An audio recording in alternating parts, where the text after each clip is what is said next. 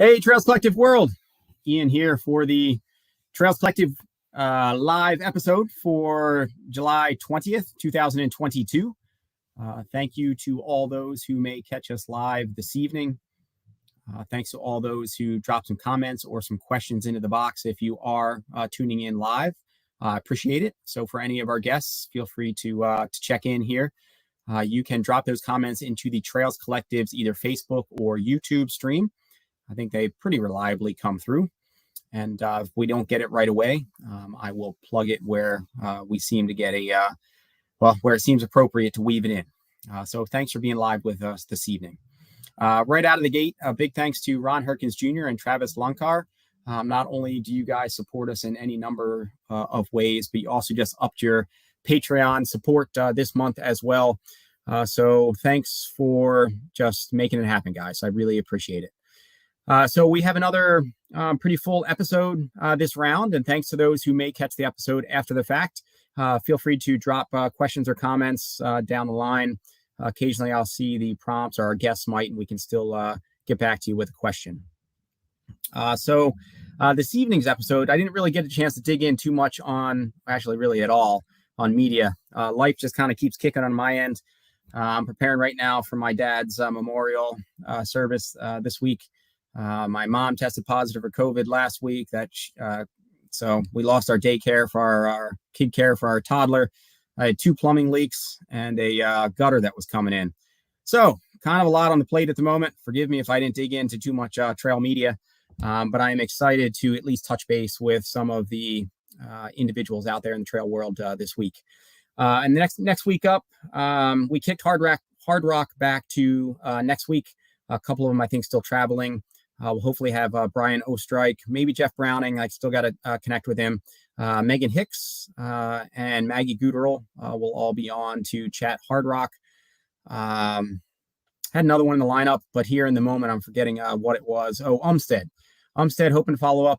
Devin Yanko, hopefully will be on with us. She's running High Lonesome, I think, this weekend, which is a pretty burly double for her, or maybe it's next weekend. But she wanted a little bit of time to kick back. But I'm really excited to have Devin on, a really incredible endurance athlete and somebody that goes back away in the trail ultra world. So tune in next week. We'll have at least those 2, and I'll check in with a couple others.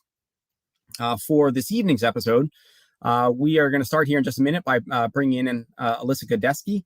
Alyssa, some of you may know from you may just know her anyway. But also set a Adirondack FKT 46s a couple years back, which is, I think, around when she first entered my radar in space. And just an incredible athlete, wonderful individual. And we're excited to talk about a huge New Hampshire effort that she just threw down just a couple weeks back. And if Andrew Drummond logs on, we'll bring in him as well. He is from Ski and Run the Whites, and he had some history on the New Hampshire 4K FKT circuit as well. He's not on yet, so if he doesn't, we'll just roll with Alyssa. And then we're going to move into the Vermont 100, somewhere around 7:50 or so, if you are tuning in or keeping tabs on time. Amy, thanks for being on the back end there. I can see you. So thanks for logging on. And I think it's the cow picture, I think, in the background. Solid, that's it. All right, so we will get a chance to bring on Amy Rusiecki, Aliza Lapierre, and Riley Brady to chat on the Vermont 100, 100 mile and 100K. And then we will move into the Badwater 135. We will have top Beast Coaster Rhea Loney, as well as New York's Chris Rice. And we will dig into Badwater a little bit, even though it's a road event. Well, whatever, it's still Badwater. So, we're bringing it into the Trails Collective here. And then we will close out around 8:30 or so in bringing on Angela Schoonover, Jenn Devore, and Callie Gensel, all who ran Idiot Runner's Flaming Idiot 50 this past weekend. And then we'll wrap it up from there. So, all right, full episode. I am going to start by weaving in Alyssa here. And Alyssa, just chatted for a second, but thanks so much for being back on and joining us. Hey, Ian. I'm excited to be here tonight. Right on. I'm excited you're here tonight as well. So Alyssa's most recent effort, for those not already in the know, the route and challenge was summiting all 48 of New Hampshire's peaks, which are over 4,000 feet in elevation. The distance may vary. The elevation gain is in the ballpark of 80,000 feet, which is pretty nuts, but she's no stranger to such efforts.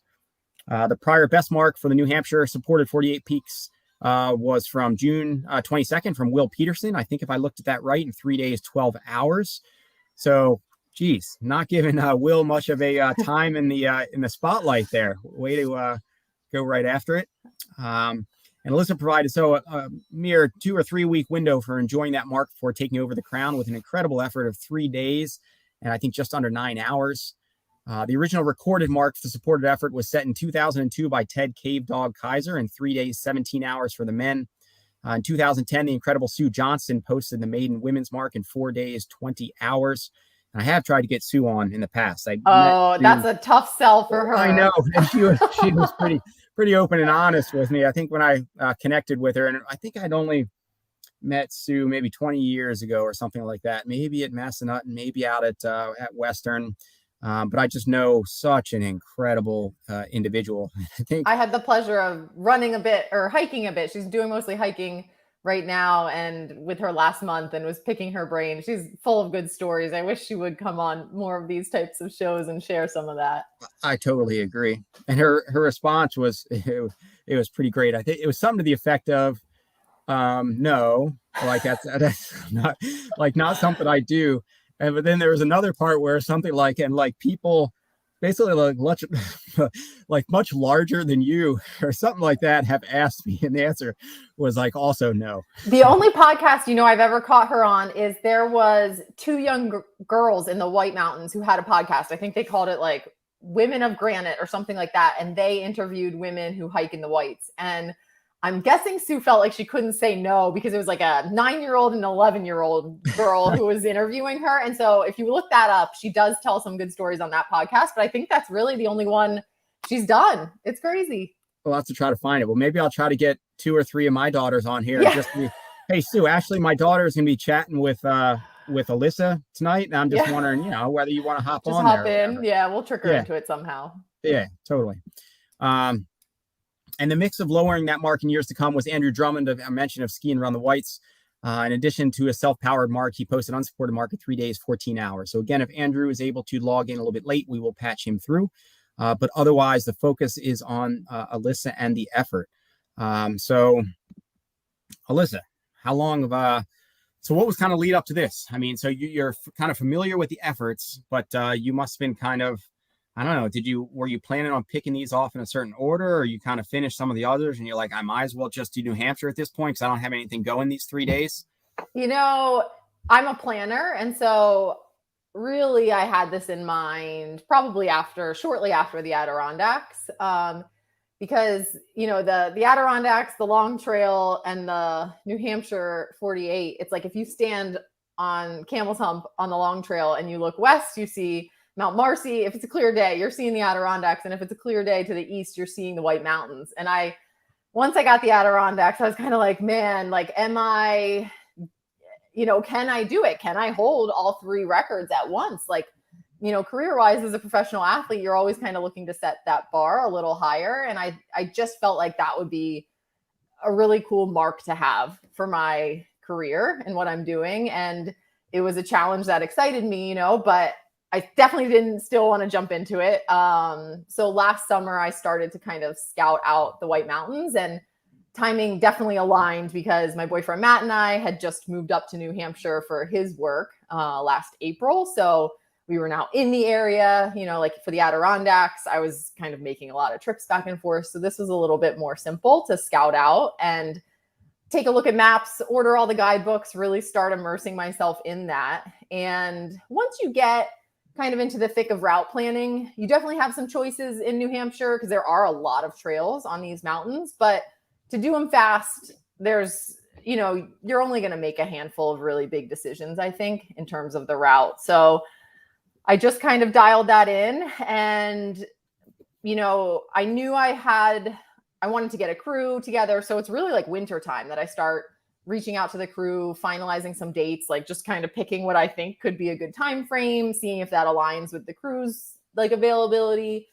And then this year, I had Barkley. So Barkley was in March, and it took me a while to recover from that. Like I had cellulitis. I was like not in prime shape coming out of Barkley. That race literally did eat me alive, if you remember that. Mm-hmm. So I felt like going into this, I worked with my coach, Hillary Biscay, and we kind of brainstormed, and it was like, number one, I felt like I could compete. At that time, it was Andrew Thompson's record, and I felt like I could compete with that. But, to be able to do that, I needed to get a lot of foot speed. I just could tell at Barkley I lost so much foot speed in the training I had done for that. And I needed to be able to move fast and efficiently to be able to contend with where I thought the mark was. And so we actually did a big block. I did one of Amy's races, the Chesterfield Gorge 50K, so I did some back-to-back 50K on like pretty runnable terrain, which is not my cup of tea. So that was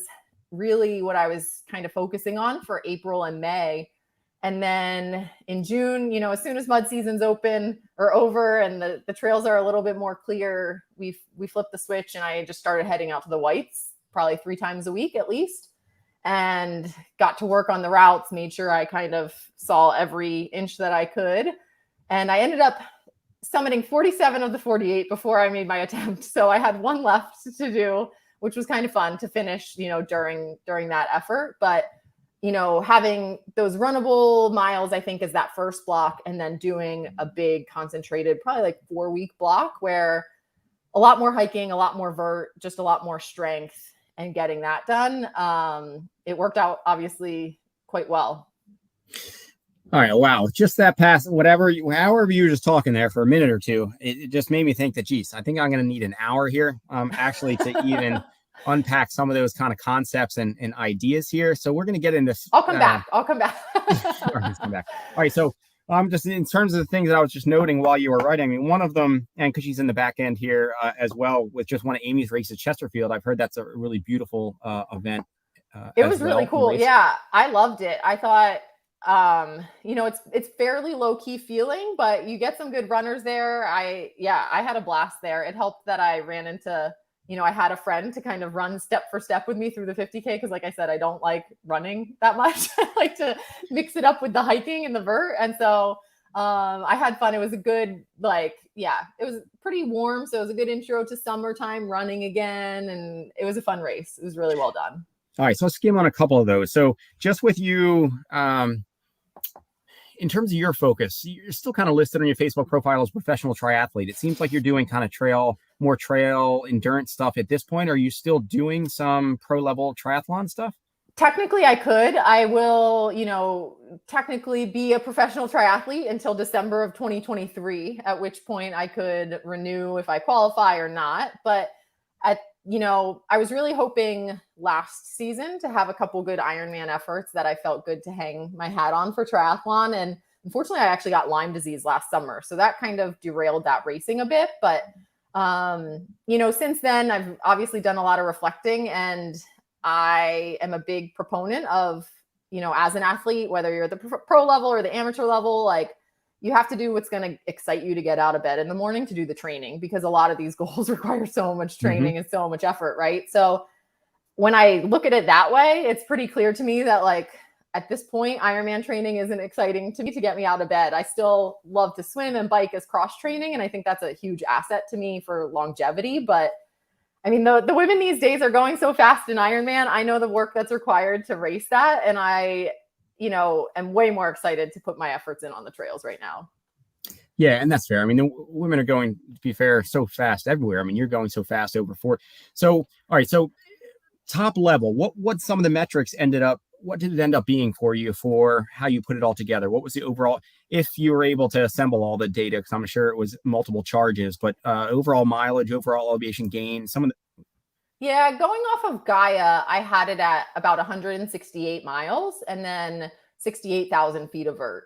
My Garmin was definitely a little off on some of the days. Like I knew it was like totally different from a day I had scouted. So I wouldn't necessarily, I have my Strava data posted and stuff, but I kind of think, that maybe the average of that plus the average of my Gaia, probably somewhere in the middle. But I think that's about it. And ironically or not, coincidentally, I guess, that's very similar to the total mileage and the total vert that I had for the Adirondack 46.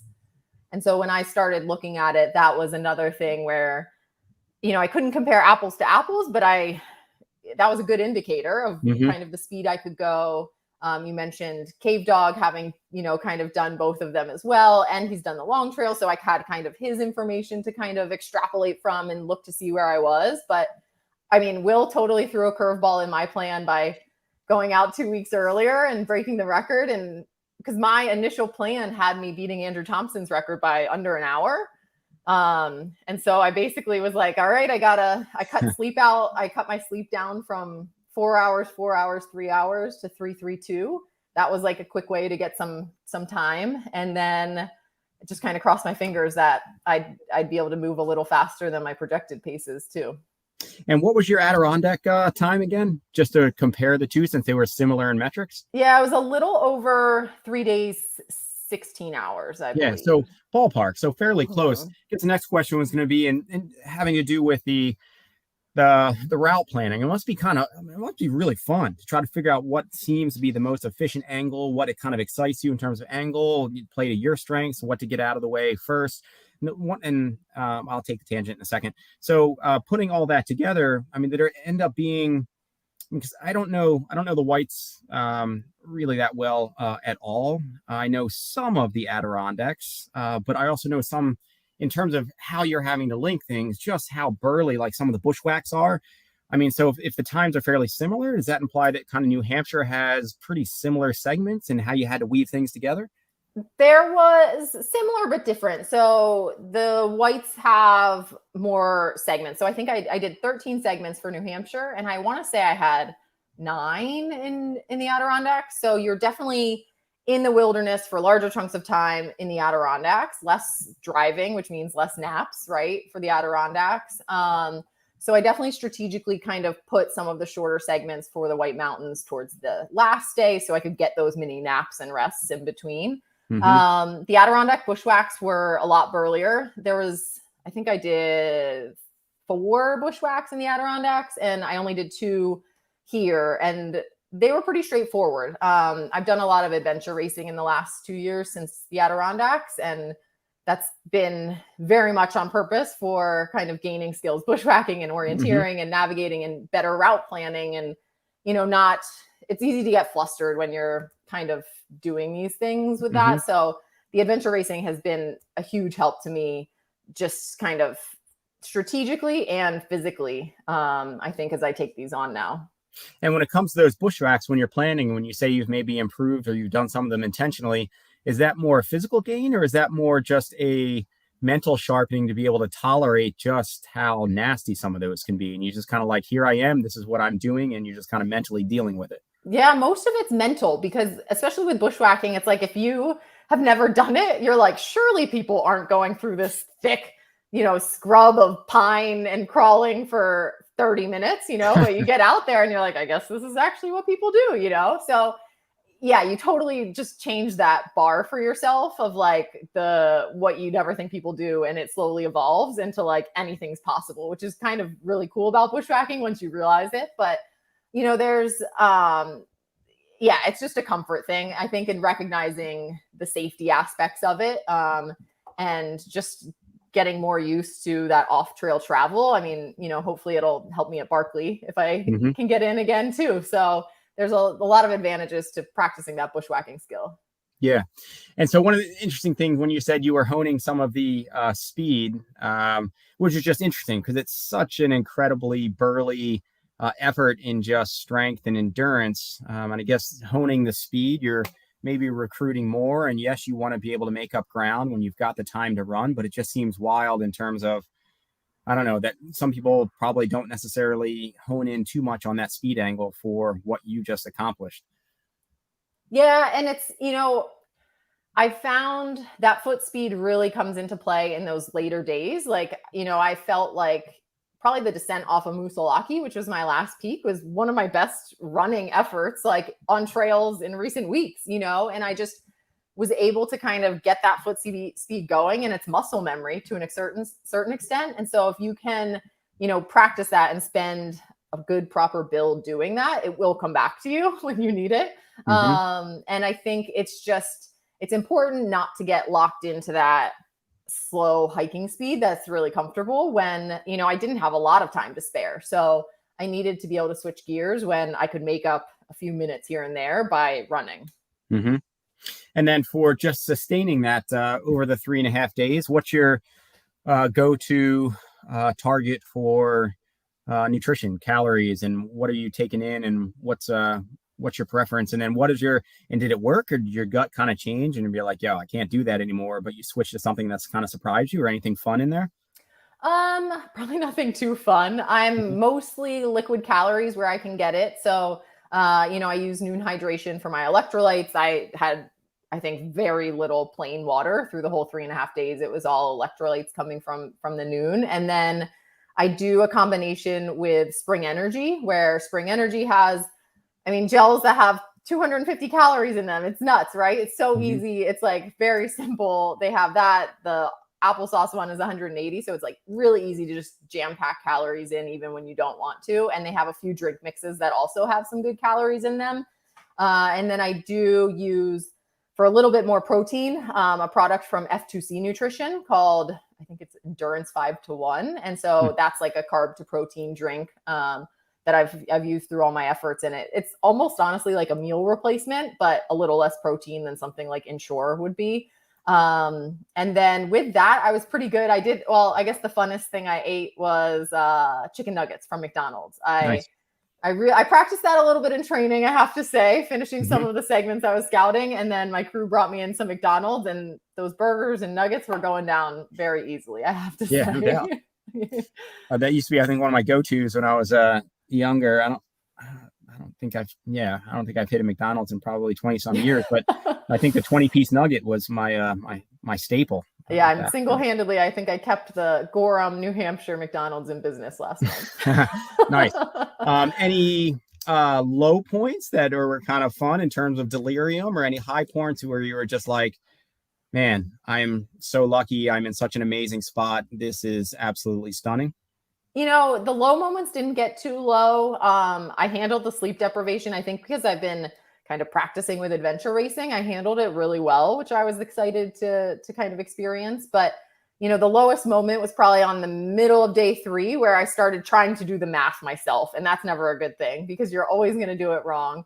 And so I had Matt with me at that point, and I was kind of like, I'm falling off pace. You guys got to tell me when I'm really, when I need to give it the ghost. And he's like, what are you talking about? You're just fine. Just keep moving.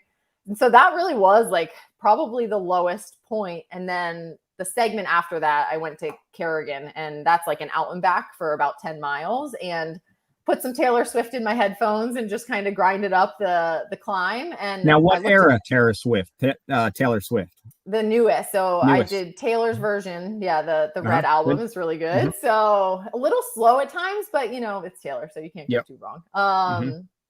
And I looked at my watch at the summit, and I was like, man, I'm above like where I thought I could be pace wise. I actually had to send my pacer down, bombing down the trail ahead of me so that he could alert the crew. I was 45 minutes ahead of time. And that really just kind of switched like everyone into full gear, like the adrenaline starts going, the positive vibes are just there when you get a big cushion like that. We have been getting some minutes here and there, but that was like a big solid move in the right direction for the last push. And after that, I think, I just was riding that high for a bit, and my body, I hadn't felt that in the Adirondacks or the long trail, like the feeling of actually getting stronger as I was going. And that was honestly how I was feeling by the end. So I didn't necessarily want to keep going, but my body was responding really well. So it was exciting. Awesome. And that helped a lot. That's phenomenal. All right. So for the, maybe you're just content at the moment, and you'd be like, dude, I don't know. Like, I don't know what's ahead. Or maybe you're like, you know what? I handled that well. I'm excited. This is what I'm planning for. What do you got this year? And then I imagine for next year, you reference it, because you've got so much, I think, potential if things were to come together for you at Barkley. Kind of what's ahead for this year, and then for a big effort for next season. Yeah, I would definitely, I'm focusing on adventure racing for the next couple months. I have a expedition race I'm doing with a team that's over in Scotland in August, and then US Adventure Racing Nationals out in California in September. So I'm going to focus on those for the, foreseeable future. And then, probably see kind of what happens with Barkley in the next 6 to 9 months and see if I can get back in there, make some changes from what I did this year. And just kind of, that's one of those races you got to keep your sights on, go all in on. And so if it were to work out, that's what I'd hope to focus on. Cool. Andrew Drummond just logged on. So for those that are in the hopper and for this episode, my apologies. We are going to run a few minutes late. I appreciate your flexibility in advance. But I am going to give us at least a few minutes here. Andrew, it's good to see you. Thanks for logging on. So knowing that you've got the history out there, know it as well as most in your backyard, kind of weighing in how it went down, watching it go down, or any comments or questions or anything that you want to kind of dig into that would be fun in the moment with Alyssa. Oh, you're muted.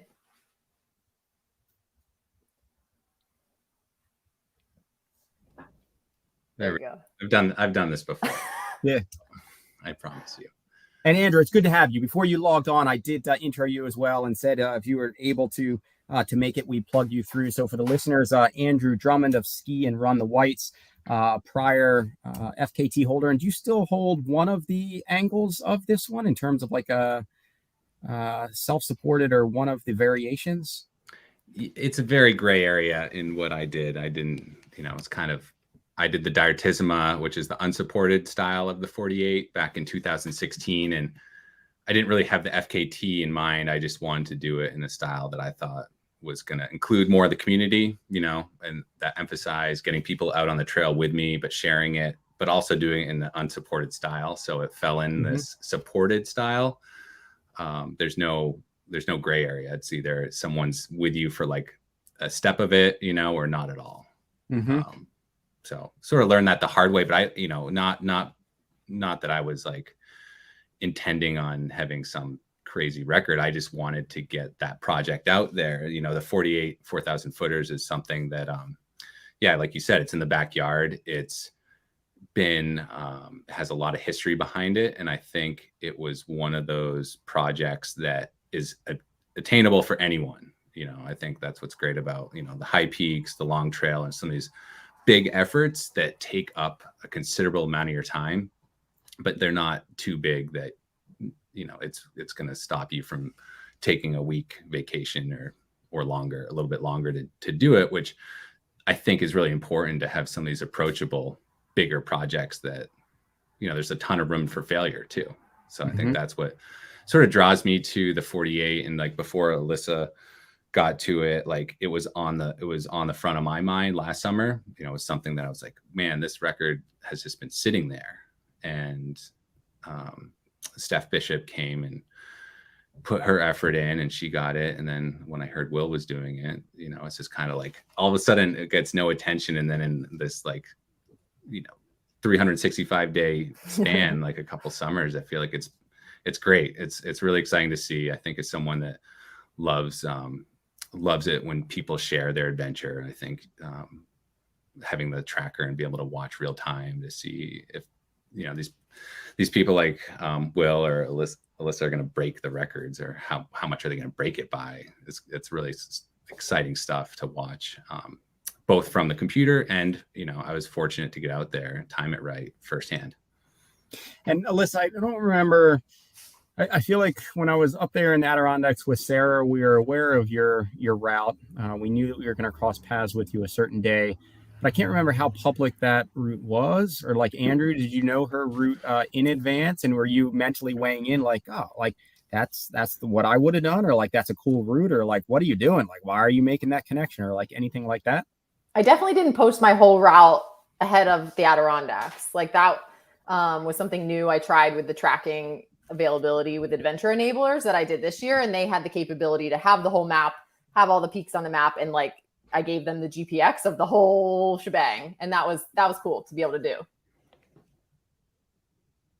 And I think I just want to say, like, the way that Will broke his down was super, super impressive, where he was able to be like, chunk it up into days. He's like, here's 3 days. And, 1 day is going to be the presidentials. And Wildcat Cardamari range. Here's another day that's going to be a super Pemi loop. Here's a day that's going to be a sandwich range, and then there's going to be a cleanup, whatever's left over. And that it made it look more approachable from like a peak bagger's perspective, where you're like, all right, I'm going to do this in a day, then I'll get some sleep after this section, do this section, and like get some more sleep. And Alyssa had this really cool map that included all the driving, so you knew exactly, if everything went perfectly, exactly where she'd be and when she'd be there. So in that style, it looked like a through hike, but with the driving. So it was really easy to visualize.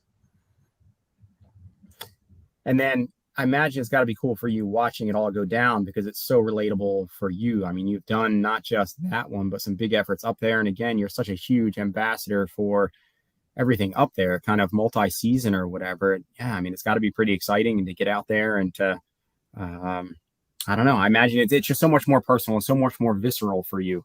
Well, I have a ton of respect for like all of those who have tried this before, who have failed and who have committed so much time. And I think what we're watching now is it's really fun, where people that are giving this attempt are doing proper recon and taking it more seriously. And you have to, if you're going to dedicate this much time and effort, you don't have this many efforts in your lifetime, let alone like one summer, to do a project like this, where you're putting other people out to come and crew you.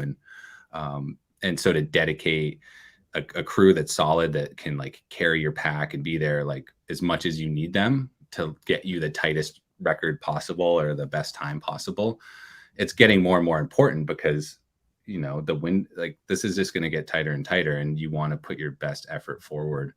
And so to watch this from afar, like, yeah, there's part of me that's like, man, I would love to do this. And I think a lot of us that peak bag or have done the 4,000 footers can relate to it. And that's such a huge audience that it's hard to, you start trying to do the logistics of it, the math of how tight can this go? Can this go like 3 days or sub 3 days? And I think we've learned to just never count anyone or anything out. It's all, it's impressive what's possible. And it just needs someone to like, I think, bring this up to the top of the conversation, is like, okay, this is a record, this exists, like people should be considering it. And then two is just like showing what's possible. And here's like a methodology or one way to do it, so that now a big audience can see it and they can give it a shot, or they can get the word out. And I think that's something that I love to see. So like more people giving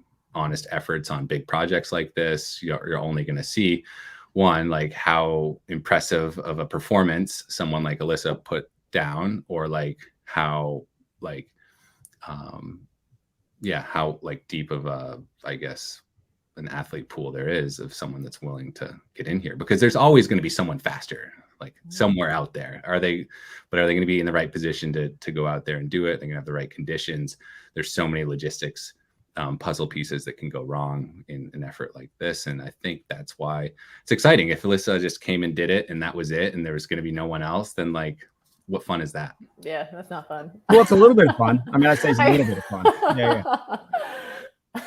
Yeah. So, Andrew, is there anything that would be fun? Because I don't know whether you guys have already connected, in which case you've already kind of debriefed or caught up on things. Is there anything that would be fun to dig in with on Alyssa, or things, any questions? And no pressure if you are like, yeah, I don't know, or we've already caught up, but anything that would be fun to chat on before I maybe lose both you guys and shift? No, I feel bad for being so late on this. I appreciate you jumping on, like, so don't feel any pressure. But yeah, if there's anything that'd be fun to dig in, and let's dig in on, and those again, appreciate your flexibility for those that are waiting on your segments.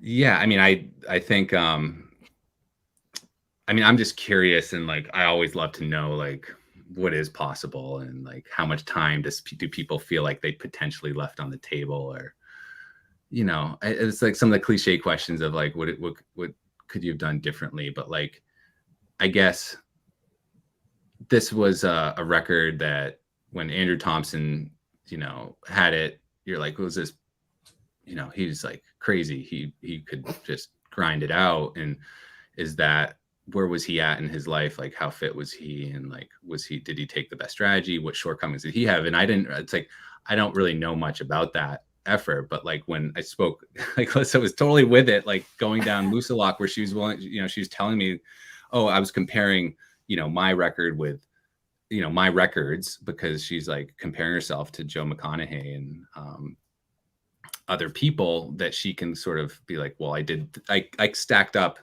this fast against this person on this route, so I feel like I should be able to maybe be this fast on this route. And I just want to, I guess, curious, how fast did you think you were going to go like a year ago, and then how fast you went this year, and then how fast do you think, like, what's next, possible? Like what's possible? Yeah, so my initial plan had me beating Andrew Thompson's record, I think by less than an hour, 45 minutes. And I thought that was doable. Like, I didn't think that was a stretch necessarily. I thought that would be doable in, good conditions. The weather is like a huge wild card, but I thought that would be doable just based on kind of what I had done in the Adirondacks and what I had seen in the White Mountains. And Will threw that curveball in. And so my first instinct was to cut my sleep and get that extra kind of buffer through sleeping less. But I do think I probably pushed the boundaries on that for this record. Like, I'd be really surprised to see someone try and take less than 3 hours, 2 hours as their stopping time each day or night, and successfully be able to put in the efforts required for the next day. That's not to say it's not possible. Like Cave Dog was notorious for never needing sleep, right? So there's those kinds of people out there. But I do think that, I'm still learning my own kind of gas tank, right? And like my own barometer for how hard I can push and then recover in 3 hours to be able to push that hard again. And it's really daunting, especially when things are going well. And it's really hard to push that envelope and then have that risk of like blowing it up when you were ahead, right? So I think there's a lot of room to really push the envelope on some of those paces. I think I moved very efficiently and consistently, but I think there are certainly places where you could race more in that. But you kind of touched on this too, right? To be able to go faster, I think, than what I did, you need to source a crew who can match that speed while carrying 3 liters of water plus 5 pounds of snacks, right? So like, where are those people? Are they willing to give up a week of their lives? Are they willing to dedicate all of this time and resources to you to get the record, right? So it's tough, like, to find that which is required for the supported record. All of that said, I think there's absolutely room. I think this record could go under 3 days one day. I think with the right athlete. I'd love to see Ryan Atkins give it a go. I think he's mentioned it in a recent podcast that it's somewhat on his radar, but I haven't seen on his Strava he's been kind of out here at all. So, but he knows the Prezzies well, right? Like he's definitely done some of the routes, but I think an athlete like him with his speed could really bank some time on some of those routes that like I can kind of run. Most people aren't running, but Ryan can run them, right? So, and there's other Ryan Atkins out there. It's not to say he's the only one, but I do. I think it's possible to go under 3 if we kind of keep raising the bar and hopefully sourcing information. Like I just did Will's podcast with him. I think it'll be out in a week, and that was super cool to have both of us kind of talking about it. And there's a lot of information in there. So like people just need to dig around, find that information, and like, yeah, like you said, chip away at those windows of time where it was left out, right? It wasn't a perfectly buttoned up effort. And then just quickly, the one other question you mentioned, I overheard, like, as we were descending again, Moosalok, you said something about you felt like you were falling behind pretty early, but were you ever falling behind? It didn't look like it. No. And so what I had done was, I told Will this too. I like had taken his Strava data and made some note cards for some of the big traverses where I like pinpointed he was at this peak on this time, took 2 hours to get to this peak, 90 minutes to the next one, 38 minutes to the next one. And so it was a good thing to do, but it also got in my head sometimes. And I just got confused because I was remembering all sorts of different things. And as I was getting more tired, I was convincing myself that I was remembering the right thing and I was behind.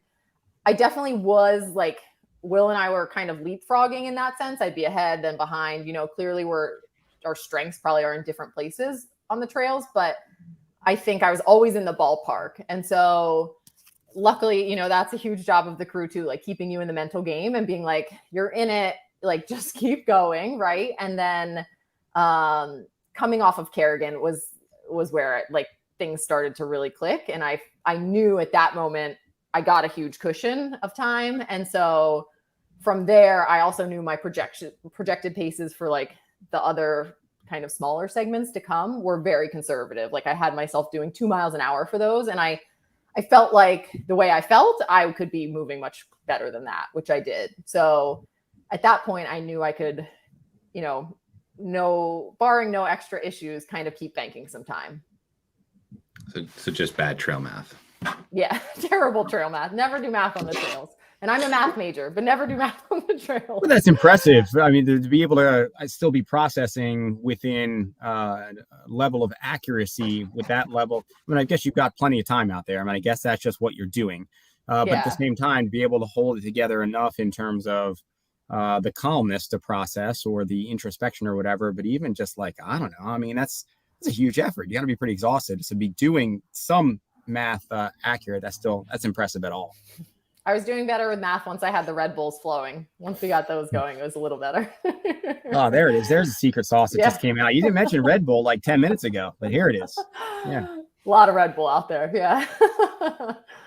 All right. I am going to bring in the Vermont crew here. Alyssa, incredible effort. Andrew, you've done some incredible efforts up there as well. I appreciate you both being on tonight, and I look forward to the opportunity to connect with both of you more. Thanks so much, Ian. Good to see you, Andrew. Yeah, congrats, and I'm looking forward to the Vermont section. I tuned in just in time. Right on. All right, cool. We can, and if you're back there too, we can always bring you in as well in the Vermont section. But no one wants to hear my story there. All right, that's fair. I don't know. All right, cool. Thank you so much, both of you. Thanks, Ian. All right, see ya. All right. Thank you so much for your patience, Amy and Riley and Aliza, and then Chris and Rhea. Thanks so much for your patience also in being a little bit behind there. Again, I probably could have gone a good hour with Alyssa and really dug in. So thanks for flexing there a bit. So for those who are not already in the know, who these individuals are in front of you, and what we're talking about here. So the Vermont 100, it's founded in 1989, one of the originals. It's still a component of the Grand Slam of Hundreds and the only remaining concurrent horse event in the mix. Aliza Lapierre, one of the best endurance women of all time, particularly in the Northeast, coming to us from Vermont, took the women's win in 1835. Riley Brady, coming to us from PA, earned the overall 100K win in 10:03. As I mentioned, or as I referenced, but the venerable RD Amy Rusiecki here as well with her own endurance chops, but also at the helm of quite a number of races. What, 4? You direct 4 races?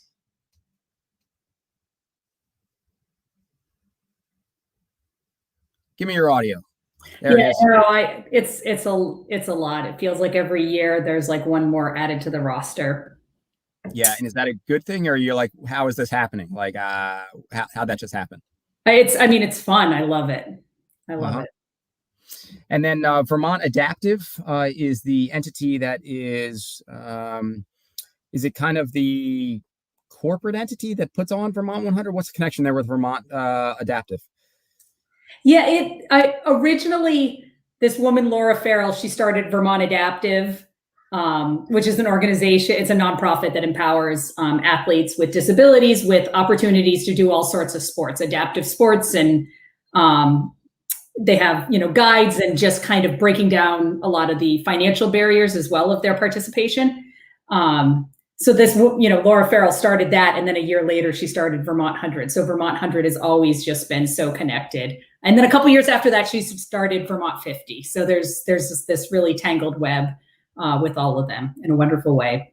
Yeah. And then for you personally, is the Vermont Adaptive, because I'm just thinking about it in the moment and just to see how that web is kind of interwoven. Do you then work for Vermont Adaptive, or that's not necessarily your day job, right? That's just kind of more your RD hat with this Vermont 100? Correct. Yeah, I work as an engineer as my day job. And then, Vermont Adaptive like technically owns the Vermont 100. So I work for them to organize the race. Yeah, right on. And then it such a beast of a logistical event, the Vermont 100, in terms of the course span, but the number of private landowner crossings. And I know that that's always makes it pretty tricky to make sure you're staying in 100 different good graces, but also even trickier because you were both past 2 years out with the COVID. This was your first year back since 2019 or 2019? 2019, yeah. Yeah. And so for logistically, how'd that go? A lot of these rollovers, or were there rollovers, new entrants, numbers from the top end, and then we'll start getting into the performances with Aliza and Riley. How was it logistically going in? I mean, it felt like 2 years of cobwebs, man. Like there was a lot of stuff that, there was a lot of stuff that I had to remember. And then, quite honestly, there was a lot of stuff that I did in 2020 leading up to the 2020 Vermont 100 that never happened. Stuff like participant shirts were ordered way back, over 2 years ago before the event.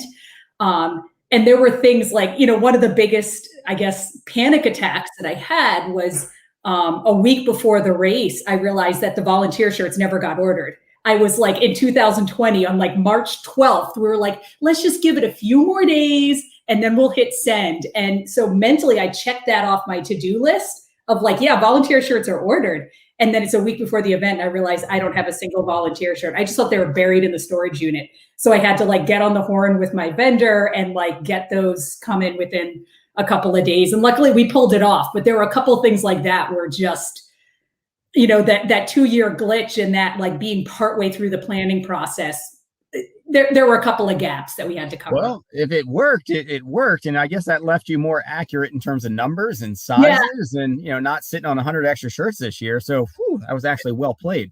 I mean, a couple of gray hairs in the process, but, that's just kind of inevitable. So.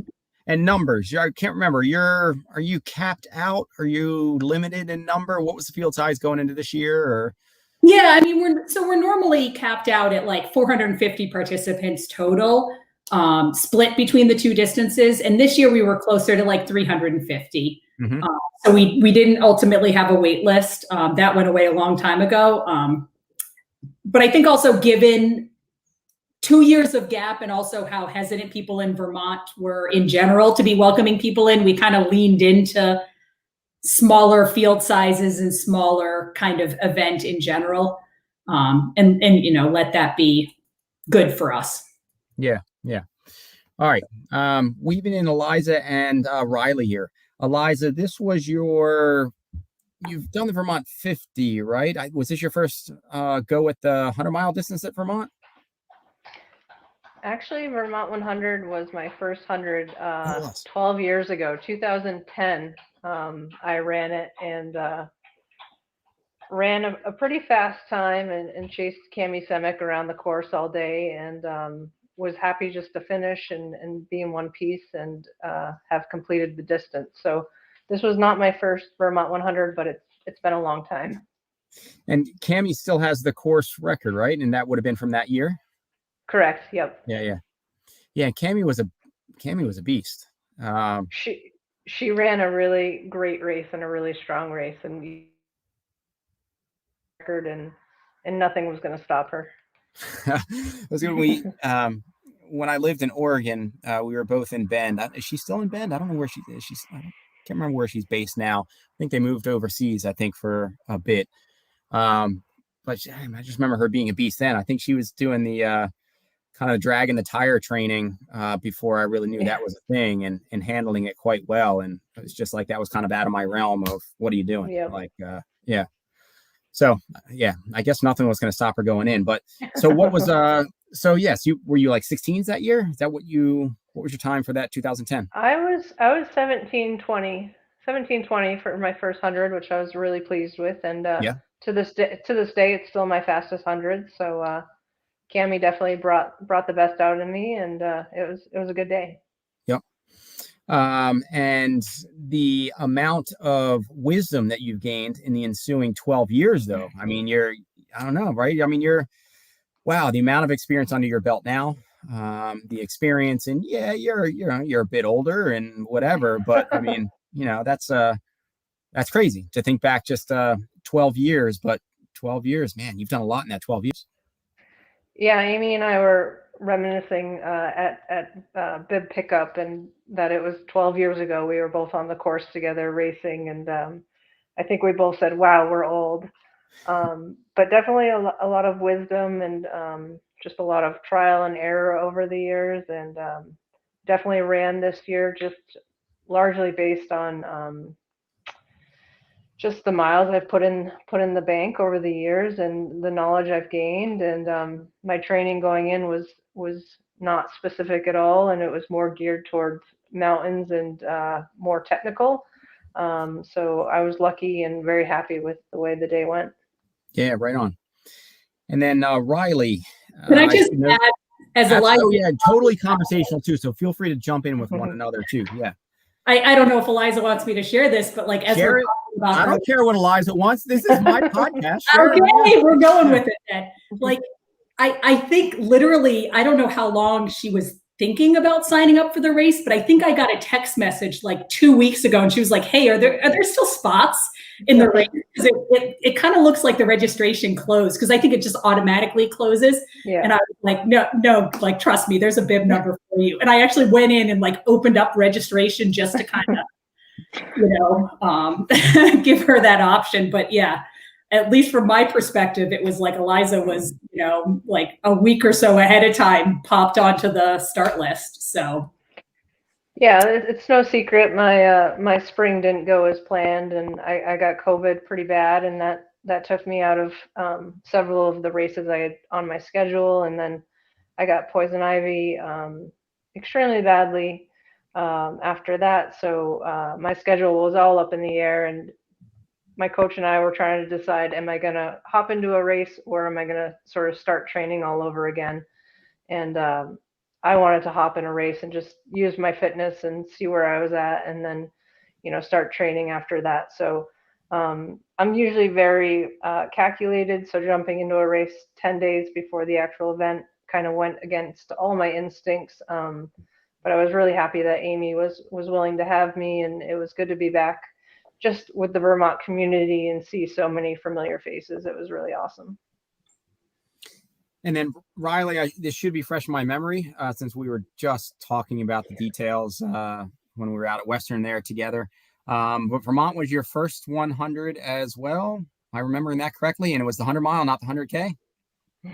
Yeah. So the first year, well, I did a 100-mile race that I dropped out of that I don't really count because it was so weird. And there were like 10 people there. Amelia and I signed up for it because it worked with our school schedule. It was a bizarre non-event event. So I count Vermont 100 as my first real 100-mile race.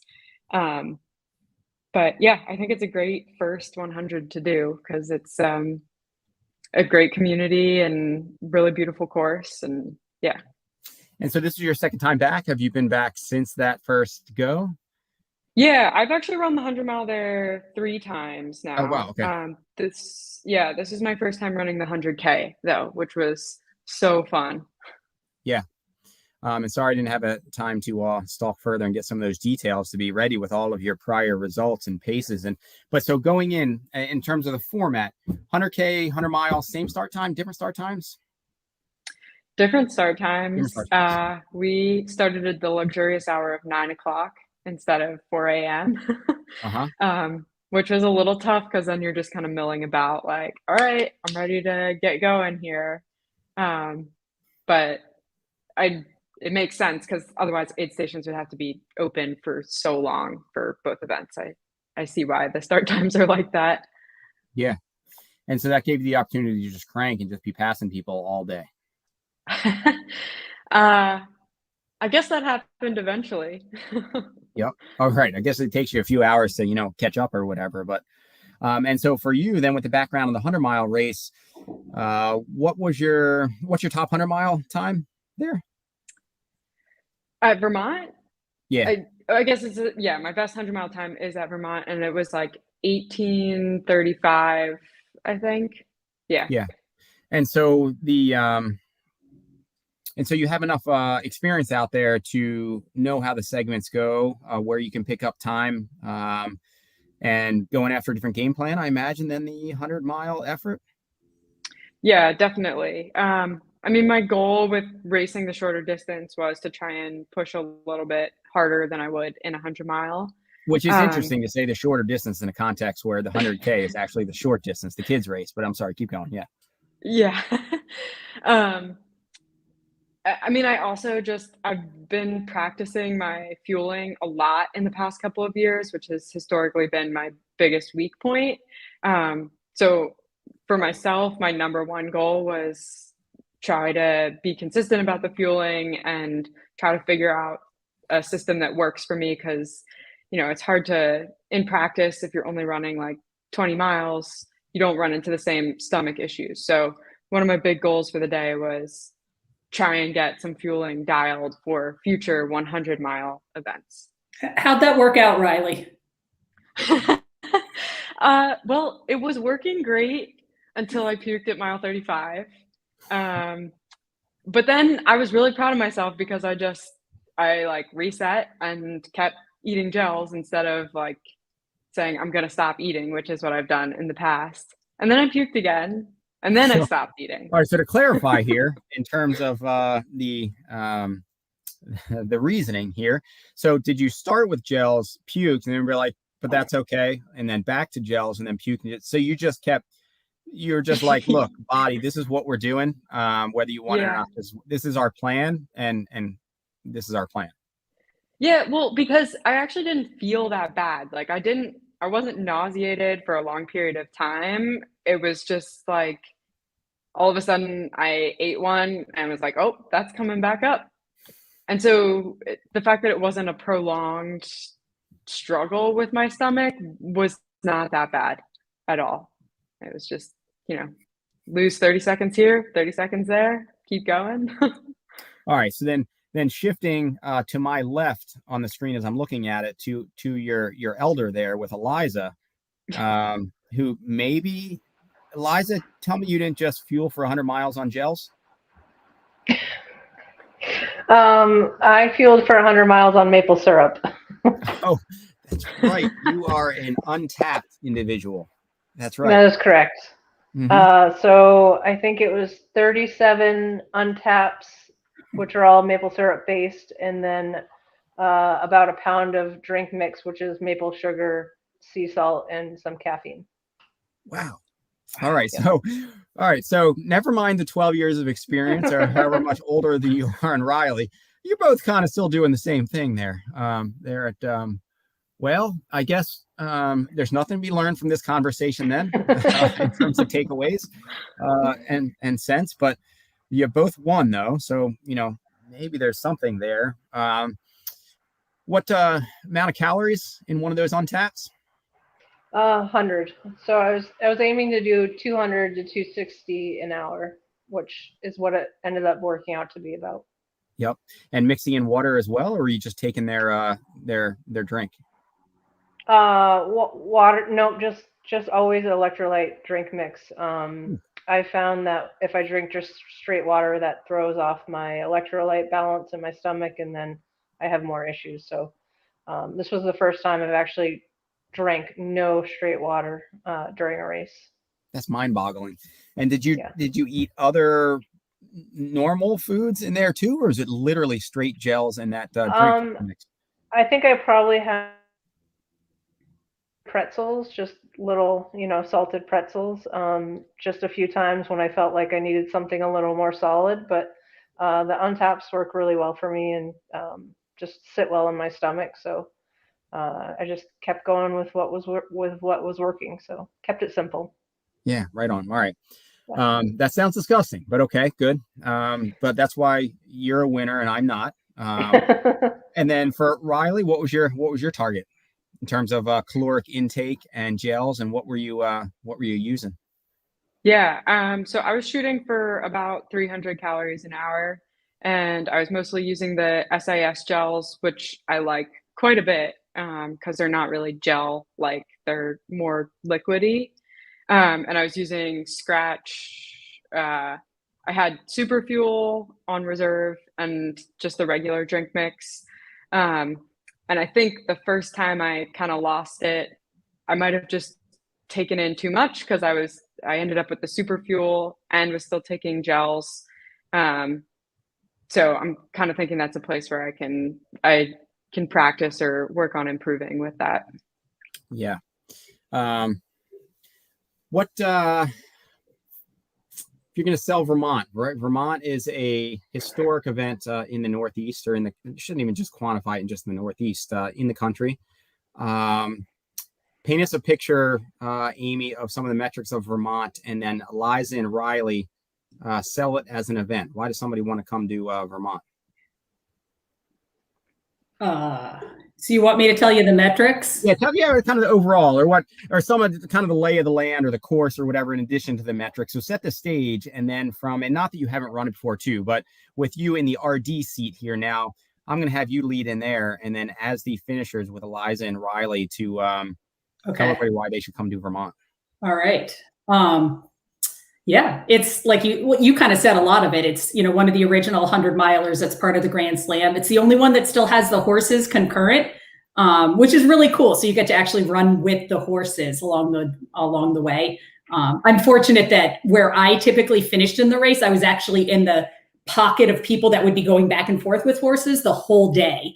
That doesn't happen to everyone, but if you're kind of in that like 18 to 22 hour pocket, you're just jockeying back and forth with them all day, which is really cool.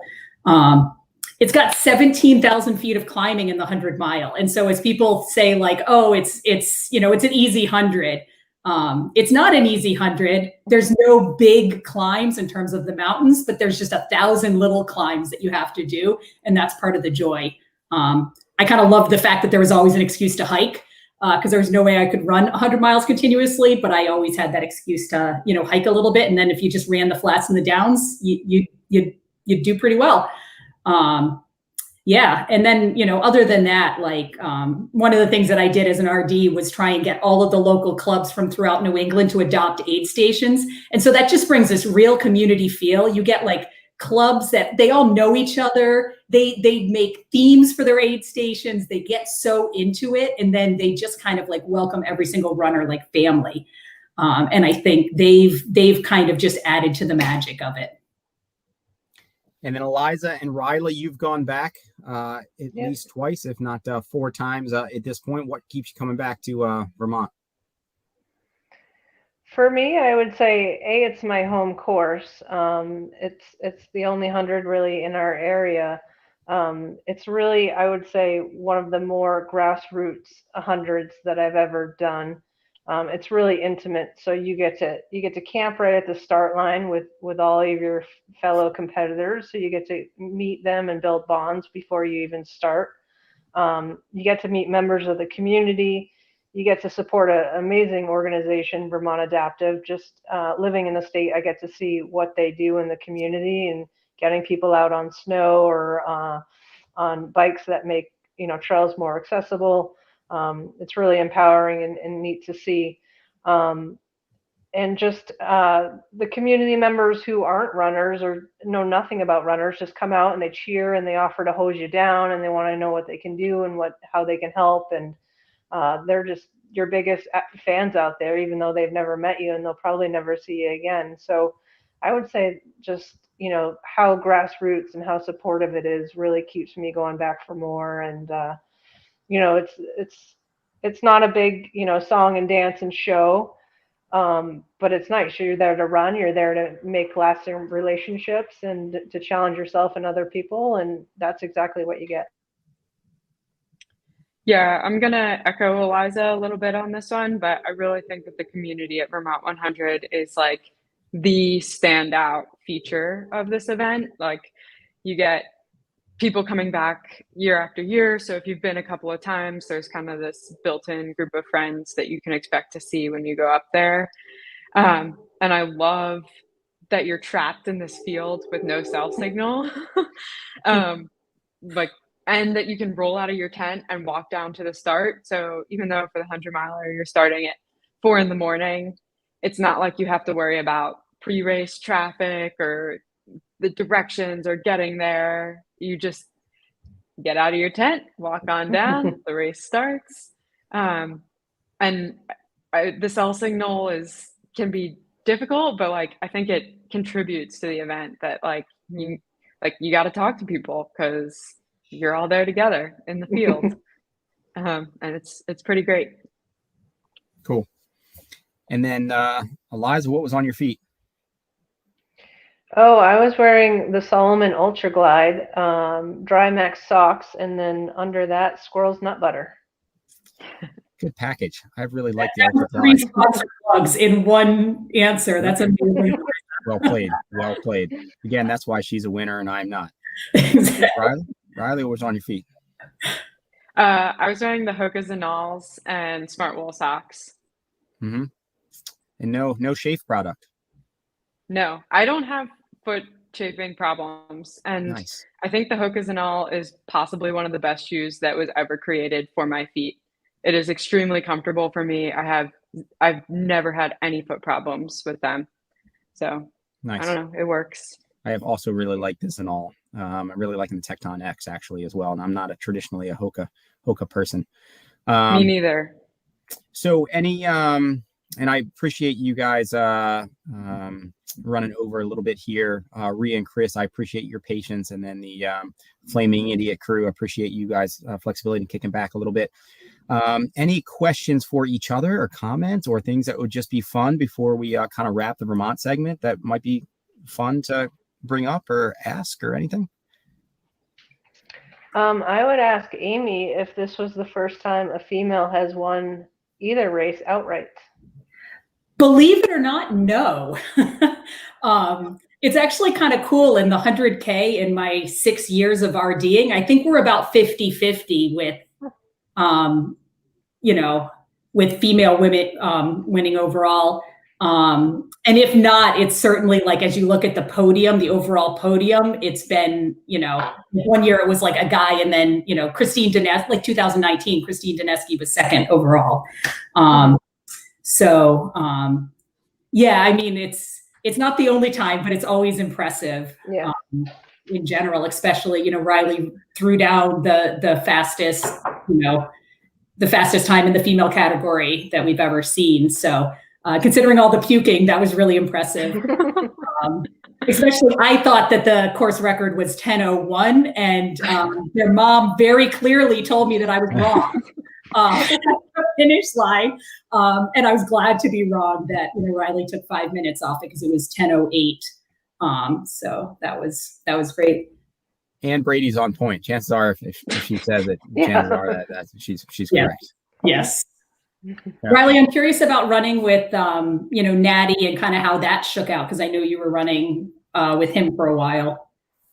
Yeah, he was great. I really enjoyed chatting with him. But we kind of started off the race together. There was a group of people who went out pretty fast. There was 5 or so of us, and a couple guys, and Sam headed out. The tall guy. Sam was a woman who finished second eventually, but she went out hard with two guys. I don't know who they were.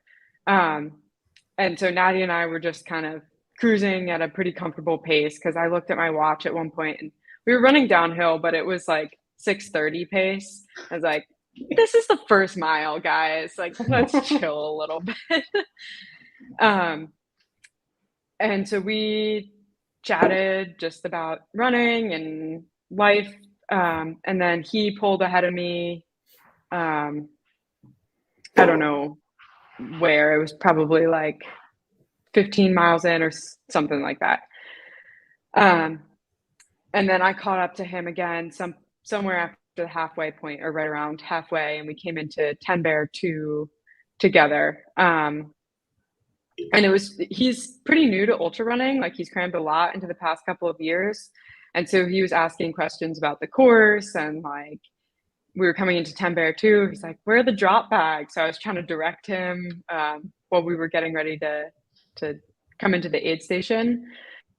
And then I went out ahead of him, and he ended up coming up the hill behind me and just caught me puking everywhere and was like, are you all right?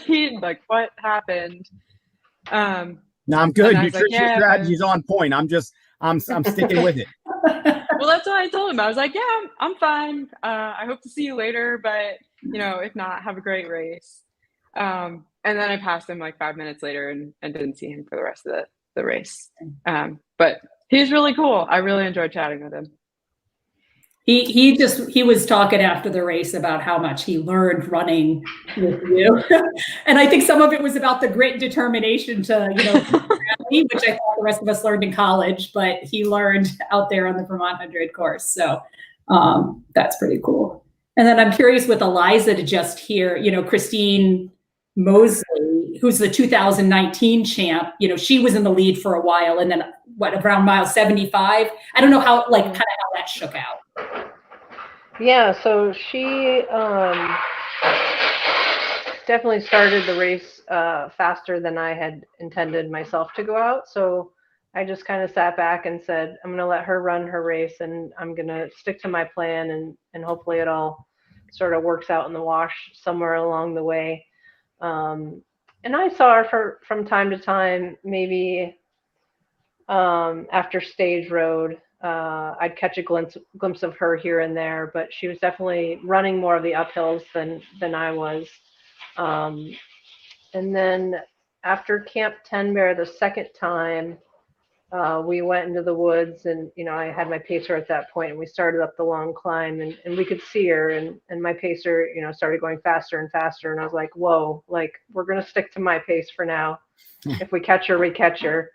And eventually we caught her, and we chatted for a few minutes, and then I said, I wished her luck and said, we'll probably see you in a few minutes, you'll catch us again, which we didn't end up seeing her again, but she was super strong all day, really, really fun to chat with, just really inspiring to watch the way she was running the hills and just really being fluid on the downhills. So yeah, it was fun to chase her and to have that target out there, and it was good. And what do you guys all have coming up? What's left this season? Well, given how I wasn't planning on running this race until about 2 weeks ago, I have no idea. That's fair. I'm hoping to do Javelina 100 in the fall, but I don't have anything between now and then. Maybe I'll try to get something on there. Maybe I won't. We'll see. And Amy, what's next on your plate, both RD as well as participant? Yeah. I'm running Twisted Branch next month, which I'm excited about, just because I feel like people for years have been saying, you're going to love this course. So I'm excited to actually experience it. And then in the fall, I've got a couple races coming up that I'll be doing. So there's one called the Mount Tom Trail Race that's here in East Hampton at Mount Tom.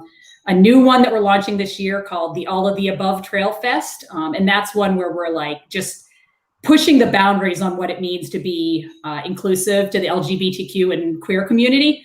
So that's going to be a really neat event. Like, we're not even asking your gender when you register, and it's going to be like prizes for all sorts of wacky stuff, not just the traditional fastest male, fastest female. So those, and then I have a race that we call the Race for DFL, which is my last runner standing event. So cool. Now give me an example of a wacky prize or a category. I guess we have to get inspired in the moment, but at my Mount Tom race, there was a couple, if you did the relay race there, you had to have a vest as your like baton. And so most people just wore like a safety vest or whatever, like a safety running vest. One couple decided to wear a hot dog costume. I felt bad for the second runner that had to wear it after someone else had run, 10 miles in a costume. It was really quite gross, but they definitely got a prize for the, best costume out there. But first person to puke got a prize at that race too. Nice. Riley, contender. So yeah, cool. All right. Awesome job to all of you. Amy, I don't know about for you. It always tires me out more putting on the races than it does actually participating. It's a much more heavier emotional load. So great job on another successful event. Riley, congrats on the overall win. And then Aliza, especially the year you've had so far. Great job coming back out of that and having such a great performance. Thank you, Ian. Yeah. Totally. Thanks, Ian. All right. Thanks so much. And thanks for your patience. And thank you. And I look forward to catching up with all of you more on the back end. Yeah. See ya. All right. Rhea and Jenn, hang on a minute. I'm going to actually hang on. The tiles just shifted when I brought in Rhea, and I meant to click Chris there on Badwater. And I'm assuming Angie and Jenn that you definitely don't feel qualified to weigh in on the Badwater 135 segment yet. No, Not yet. You definitely should. You should stay and weigh in. Definitely should. We should. Yeah, you should. But at the moment, since you're on, I'm going to appreciate your flexibility and patience, kicking back a little bit on time. I'm going to put you back out and I'm going to bring on Chris to weigh in on Badwater. But if you in the back end, if I see you be like, yo, I want to weigh in on that Badwater concept, just, raise your hand and I'll bring you in for I can handle that question. Yeah. Yes. That's fair. All right. Hang on. All right. Rhea and Chris, thank you so much for your patience and flexibility here on time as well. And so for those not already in the know here, we are turning the attention to Badwater 135. Badwater, this was the original in their lineup, right? And then the others like Cape Fear and others came later, right? This was like the original. Yeah. I think so. Yeah. And so now defined as the championship event in the series, or kind of that corporate header of Badwater that really expanded from there. But the original and now the championship are the biggest focal one. So Badwater 135 running basically from the lowest point to the portal of the highest point in the continental U.S. Did either one of you go on from the portal to the top of Whitney proper? I know that's kind of yeah. Hell no. I said it. If I said it once, I said it 20 times. Plenty of people do it. No part of me wants to keep going after I finish Badwater at all. It's good. Elements of some element of sanity then still in between the ears though. Absolutely. So that would be Badwater 135 here on Rhea, coming to us from Philly area. Are you in Philly proper or where are you? Yep. Philly proper. Philly proper. But that's relatively new for you, right? You're not a Philly native or, yeah. I'm not. I grew up in Montana, spent about 20 some years of my life in Louisiana, and I've been in Philly since about November of 2019. So the Louisiana, that was just a little bit of heat training there. Yeah, it's unfortunate. It's a little better Badwater training down there than in Philly. I've said this week, since we've been back on the East Coast, it's been hotter than all of the lead up training. And I said it before we left. I said, we're going to get back from Badwater. It's going to be perfect training. But beforehand, it was a lovely, pleasant summer that was terrible for Badwater training here. Yep.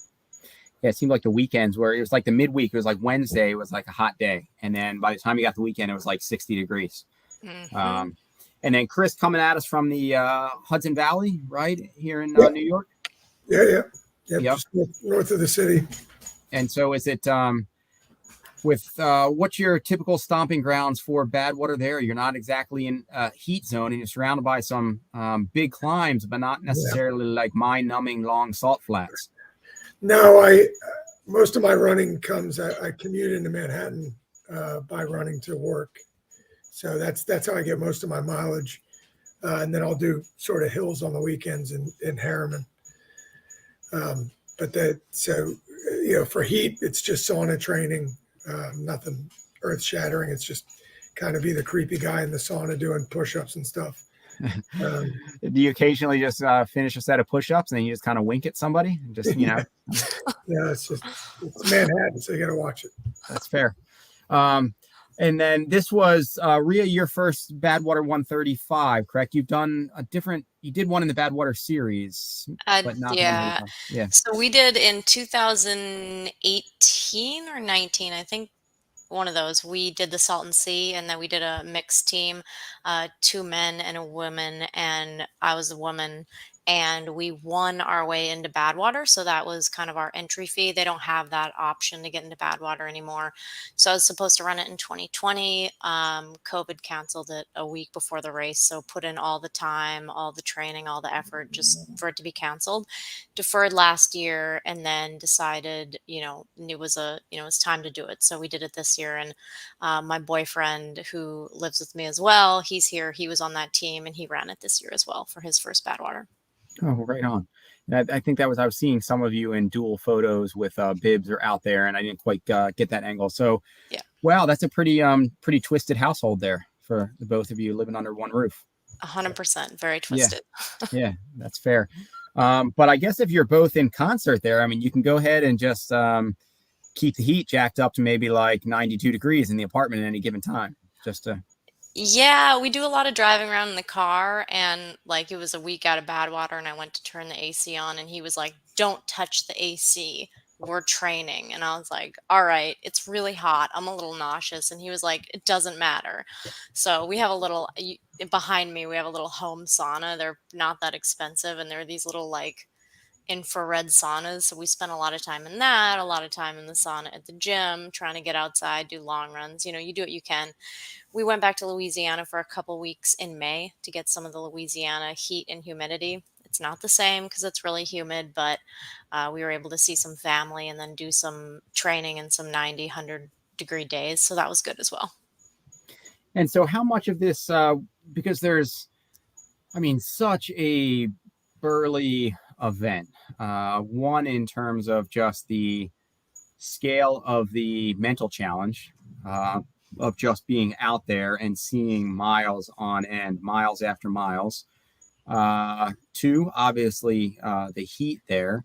But in terms of forecasting projections, there just seems like there's so much that it'd be tough to have a perfect day, I guess, out there if all things just go well. And I guess it does for some. But when you're both thinking forward, so Rhea, I think you were the top East Coaster officially there, with the let's see, actually I did have it right. 33:26 was your time, 5th woman in the mix, but first one technically from the East Coast, if I remember right. And then Chris, this was your 3rd Badwater 135. Yep. And I think I saw in maybe one of your posts, or in terms of like a takeaway, didn't necessarily go as you would have hoped or liked there, but still hung in there for the finish, which in some ways, just more time out there, especially if you're going through even more of a carnage zone, impressive in getting it in. But for both of you, what was the hope, and then versus how it shook out?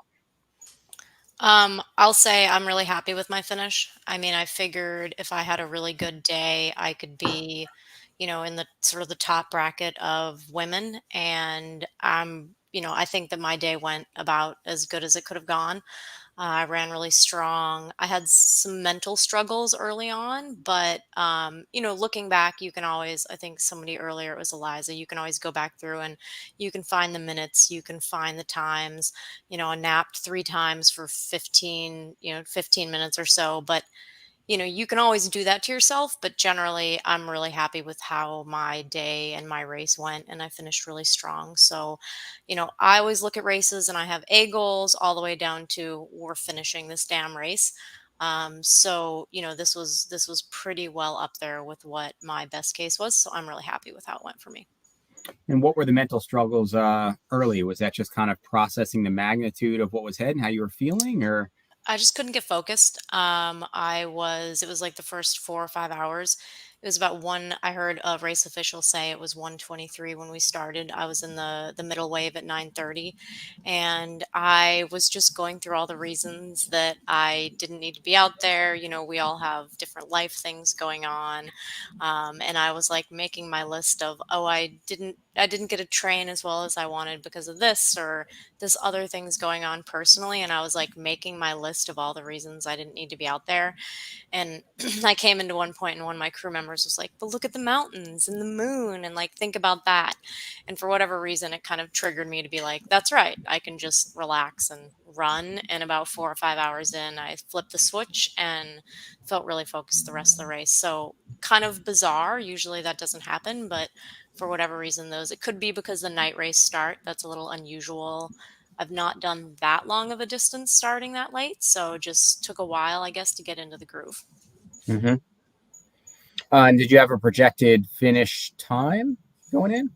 Like I said, I start with ranges. I mean, you know, I shoot for the moon, so I would say like my best range was probably a little bit ahead of where I was at, but I was pretty close up to my best case range. Yeah. And then Chris, how about you? Especially given you had a couple rounds on that that course so far. Yeah, I think I entered the race in a better sort of, you know, I know the course now. I got in once the same way that Rhea did with that sort of, you know, mixed group in the Salton Sea race. I think I got it the year before she did, and through that, and then they've clipped that off. So getting back in, I said, you know, it's a very difficult race to get into. It's like thousands. I think there's like 10,000 applicants, and they let 100 people in. And every year there's sort of, you know, you're looking at half of the group is going to be first time, and then the other half is all the veterans. And this year they wanted to give sort of preference to the international group because of the challenge in the international racers getting here from during COVID. So I went in sort of well trained. My goal was to beat my time. My first year was like 34. So I wanted to beat that. I didn't even come close. Just a couple silly bad decisions. You know, things that, you know, doing these things as long as I have, I should know better, but made a questionable shoe change, trying to take advantage of like feeling good. I was going to run over the first mountain and down through this valley before the heat of the day set in. And it just didn't play out the script after that. I had one of my feet had like a skin separation problem. So after that, the pace just slowed and it became just, okay, it's like me against the clock. I'm definitely not going to drop out, but it's not going to be. My race changed from what I had thought it would be to what it became. And then, you know, it's like, what am I willing to sort of suffer through to reach my goal? You know, how much pain can I eat along this road? And it's a long road there. You can see like on this race, there are points where you can see 30 miles in front of you. And when you're not moving fast, those 30 miles really plod along, and you go into the second night and you haven't slept and you've sweat out, you know, everything you've got, stomach's upset, you know, it's hot. I didn't realize that it was that much hotter than it's been, but there was definitely like a higher than normal DNF. There were a lot of ambulances on and off the course, you know, meaning people were kind of dropping out. So it's just, you know, just didn't go to script, but sometimes you're the windshield and sometimes you're the bug. That time I was the bug. And so what was that metric? Did I hear that it was record temperatures out there, or what it get up to, or was it kind of just par for the course what's out there? It was certainly the hottest it's been that I ran it, but I'm not like big on like, oh, it was this much. I just felt like the first night the heat didn't break, which threw everybody for a loop. So everybody's trying to maintain a pace with an expectation that you're going to get a break in the heat shortly after you start the race. And it just didn't break. It didn't break until like in the morning. So I think everybody's times were a little slow. There's really one aggressive time cutoff in that race. It's the first one.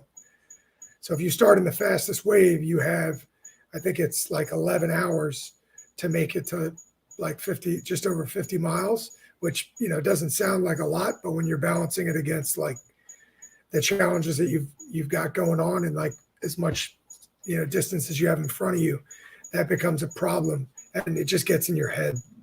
So you're thinking about that a lot. You're expending energy just in the mental process of like remeasuring your proximity to that. You know, do I have to speed up? Do I have to skip a couple of stops?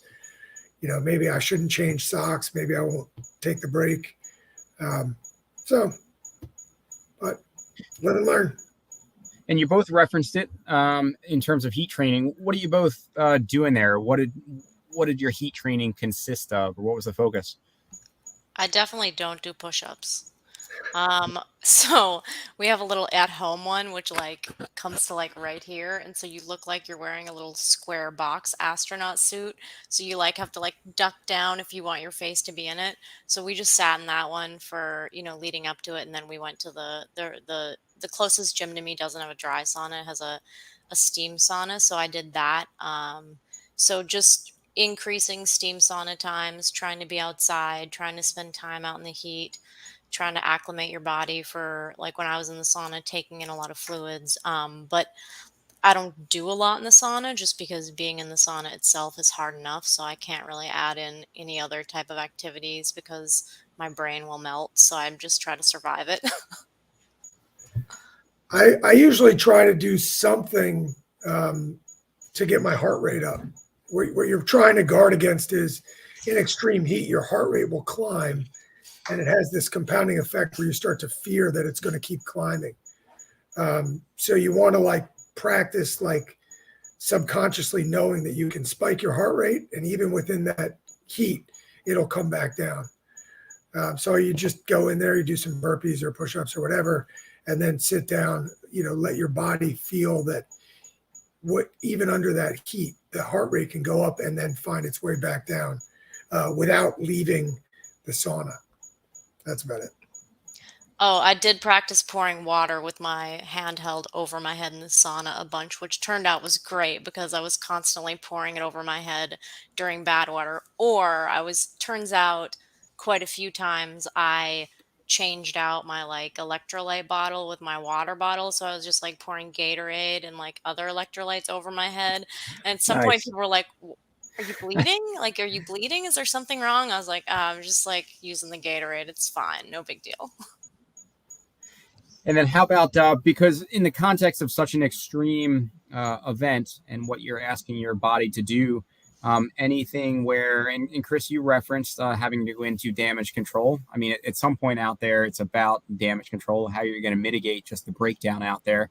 But anything that either maybe you anticipated it or didn't, that something was like, I got to do something about this, and something that was just in a creative way or that made for kind of a fun story for all those maybe watching that are thinking like, what's wrong with you people?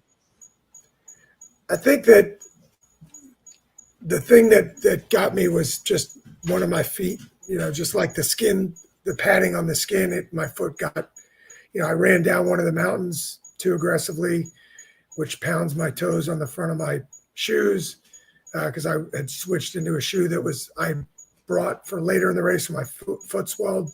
It hadn't swelled yet.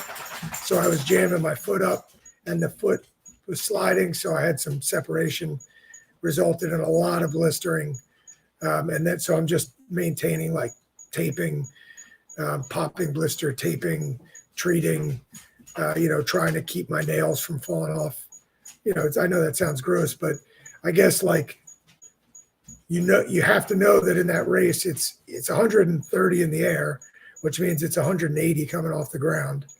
And if you sweat a lot, regardless of how aggressive you are changing socks, your feet are going to be wet the whole time. So it's practicing like how to manage through that and just mitigate the risk of friction and blisters and just what you're going to do if you have that. And kind of like practicing tape, you know, practicing your techniques about like pre-taping, having your feet filed down, like get rid of all your calluses before the race, things you wouldn't normally think about. You kind of have to deal with. I would say one thing that I was a little surprised about was I think it's because the first night's heat didn't break, like Chris said. A couple hours in, I was really, really thirsty, and I said to my crew, I was like, I think I'm taking in too much sodium. I'm gonna take in too much fluids. I'm gonna get a sloshy stomach. That's gonna be a problem. And they were like, it hasn't broke below 120. Like you should be taking in this much fluid. And like I generally don't ask about the temperature because you don't need any of that information in your brain.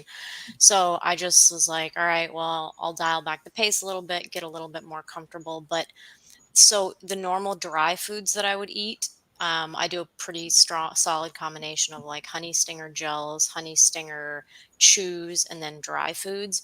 It was so dry out there, and this is obvious thinking about it, but I didn't want any dry foods. So I wanted a lot of oranges. I wanted a lot of things to sort of wet the palate, but some of those things have a lot of acid. They're, long term not going to be great. So it was hard to chew the dry foods. I was, though, at Panamint Springs, which is mile 72, your crew is able to order full meals. And I was able to eat like a whole cheese pizza between 72 and like the Mount Whitney climb. So, like they were pressing me to get the real food in before the Whitney climb. But that second night, it was a lot cooler. So that first night, I really had to stick to the gels, the fluids, because, anything that was sort of dry crackers just didn't work. It's like even peanut butter and jelly, you'd bite into it and it was like, I can't chew it. So that was a little bit of a surprise. Just how quickly you dry out there running. And I was, I had pacers with me that were running alongside of me and spraying my arms and the arm sleeve, putting ice in the arm sleeves, spraying my head. Every time they sprayed me in the face with the industrial sprayer, the reaction I had, whether it was the second time or the 452nd time, was like, it was like a surprise. And they're like, surely you can't be surprised. We said face and then we sprayed you. And your reaction is still like you're being waterboarded. So, we laughed about that because it's just a human reaction. You can't help how you respond. So at some point we just laughed that every time I got sprayed in the face, I made a very dramatic gesture about it, even though I was like, yeah, I do want sprayed in the face. And then immediately I was like, I can't get sprayed in the face. So I did have some foot problems like Chris. Around 85, I had to tape my feet. Had one foot that was giving me problems, and the taping did seem to help it. And then switch shoes again a little bit later.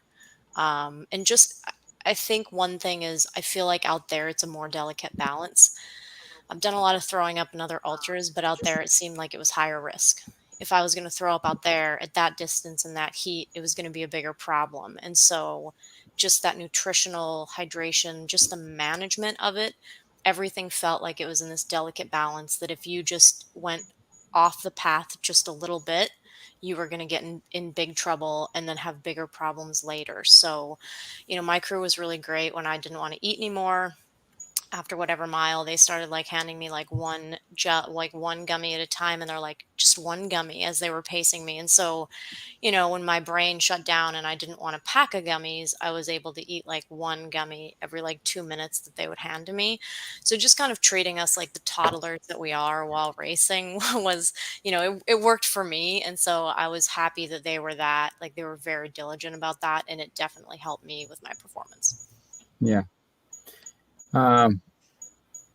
So going back again, I mean, Chris, you've answered the question, and this was your third time out there. Rhea, does it leave you with a takeaway of, yeah, dude, I want to go back for the one gummy and the cheese pizza? I do like pizza. I think Badwater has a bad habit of when you finish, you say, this is the stupidest thing ever. I'm never going back and doing it. I have a couple other people that I've committed to helping get through it and to go back. And my boyfriend, he definitely is going back, and he's decided to go back. So I think that I have some other things that I want to do first. I'm not ruling it out. I'm sure with a little bit of time, I'll say, okay, maybe I do want to go back. But right now, I feel pretty good about it. I'll go back, crew people, help people. But I don't want to say never, because that's always bad things to say as ultra runners. But I could see myself doing it again, maybe, but probably not for a little while. The trails call. And Chris, I mean, it seems the Badwater is like a lot of places, but the Badwater, not just the 135, but the others too. It's definitely a strong community of friends and people, and I think mutual respect for everybody who finds their way to Badwater. So I imagine it's a strong draw to going back with your people. I'll definitely go back, and I've brought, the same couple guys have crewed me. My two older sons came and crewed me this time too, which was nice. But it's definitely a great group. I mean, out there crewing, like Dean Karnazes and Ed, the Jester, were crewing. They weren't even running. They just came to crew. And these are like legends. So, it's a good group. Everybody's kind of friendly with each other. If you've done it a few times, you kind of know everybody.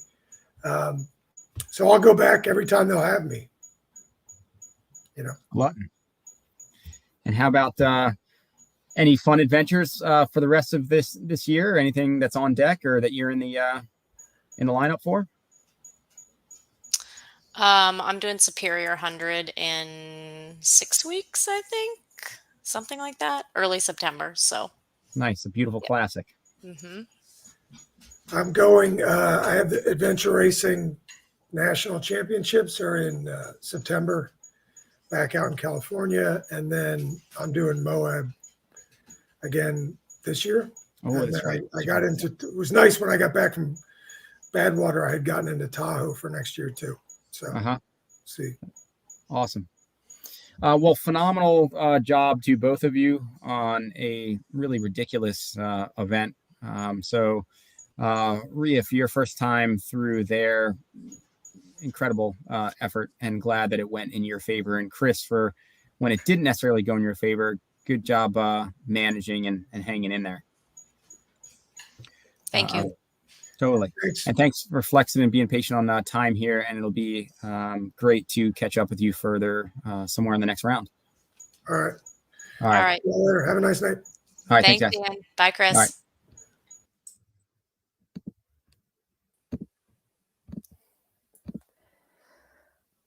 All right.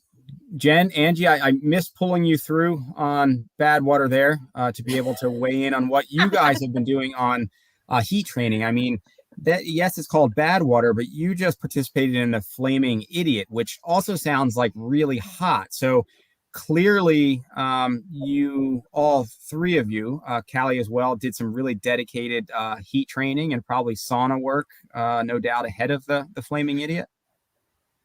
Yeah, no. No. That sounded terrifying. Yeah. Yeah. Quite the that's a tough one to lead in terms of Badwater, and then going to the Flaming Idiot. Not that what you did was by any stretch easy and not impressive, but that's just a whole nother insanity on that one. So this for those with us here, we are turning our attention to Idiot Runner with Eric and Becky Kozek. They've established quite the line on the concept of Idiot Runner. Some quality swag out there, some good stuff in terms of awards, but really have just really tapped into and been a part of just an amazing community, which I think Trail and Ultra is, in terms of laid back vibe, absolutely everybody welcome, and very supportive, at least what I can see from the outside. I have not made it down there, although it would be great. But for you all weighing in, was this your first Ultra? Have you done some others, or kind of a first time with the Idiot Runner crew? This was my fourth Ultra, second Idiot event. I did PIP, Polar Idiot Panic, in January in negative 17 degree balmy weather in Wellsboro, Pennsylvania. It was great. And so if you're an idiot then, and then you kind of come back, I'm not sure what's beyond like idiot in terms of you're just kind of doubling down on idiocy there. I'm not sure where that goes from there. We're smart enough to know how dumb this really is. So, might as well come back. And if you weren't smart enough before, it's in their tagline, and you should actually know because it's written kind of right there. Right. Yeah, right. And then Callie and Angie, background for it. This was my first 50 miler. I've done a few different 50Ks, some different marathon distances on road and on trail, but I can't even tell you how many idiot events I've been to. I think everyone except the first one, whether crewing and helping people get through laps, but this was the first one that was a 50 miler for me. And so you get the special idiot kind of award there for the number that you've done then. I immediately told Eric as soon as I finished I wasn't coming back. And then the next morning I told him I'd be back for the winter one. So yeah. So yeah, that's so you're especially idiot. And then Angie. Yes, this was my first ultra of any sort. I had only done a 25K before that. And as of 15 months before that, I had not done 1K.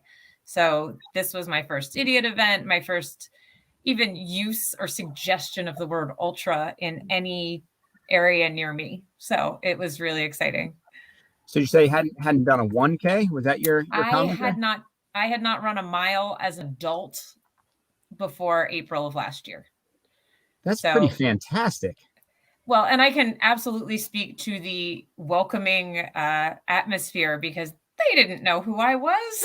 I didn't know if I was going to be out there for a couple of minutes or a long time. I mean, it was amazing and everyone was wonderful. And I'm so excited. I got to run with both of these lovely women that are on with me. I got to share laps with both of them and it was awesome. I had so much fun. And so one of you, I was just looking back to the text thread with Eric and I forget which one of you did a Facebook post, I think after, which I think Eric shared, I think on the Idiot Runner page, and which I was like, oh, I want to reach out to that person because I think it was just a really great, I think, frame of reference or mentality about the event and where you're coming from. I mean, maybe you all did like Facebook posts if you're on there, but which one of you did the one that he shared? Who was that? I think that was probably me about just sort of body image and stress that I felt. I mean, maybe it was, and which so I wanted you to take us through that mentality a little bit, or run us through that Facebook post because I think it was awesome in terms of such a positive space, and for so many out there who may be, I think, thinking in similar terms of themselves and to where you got to.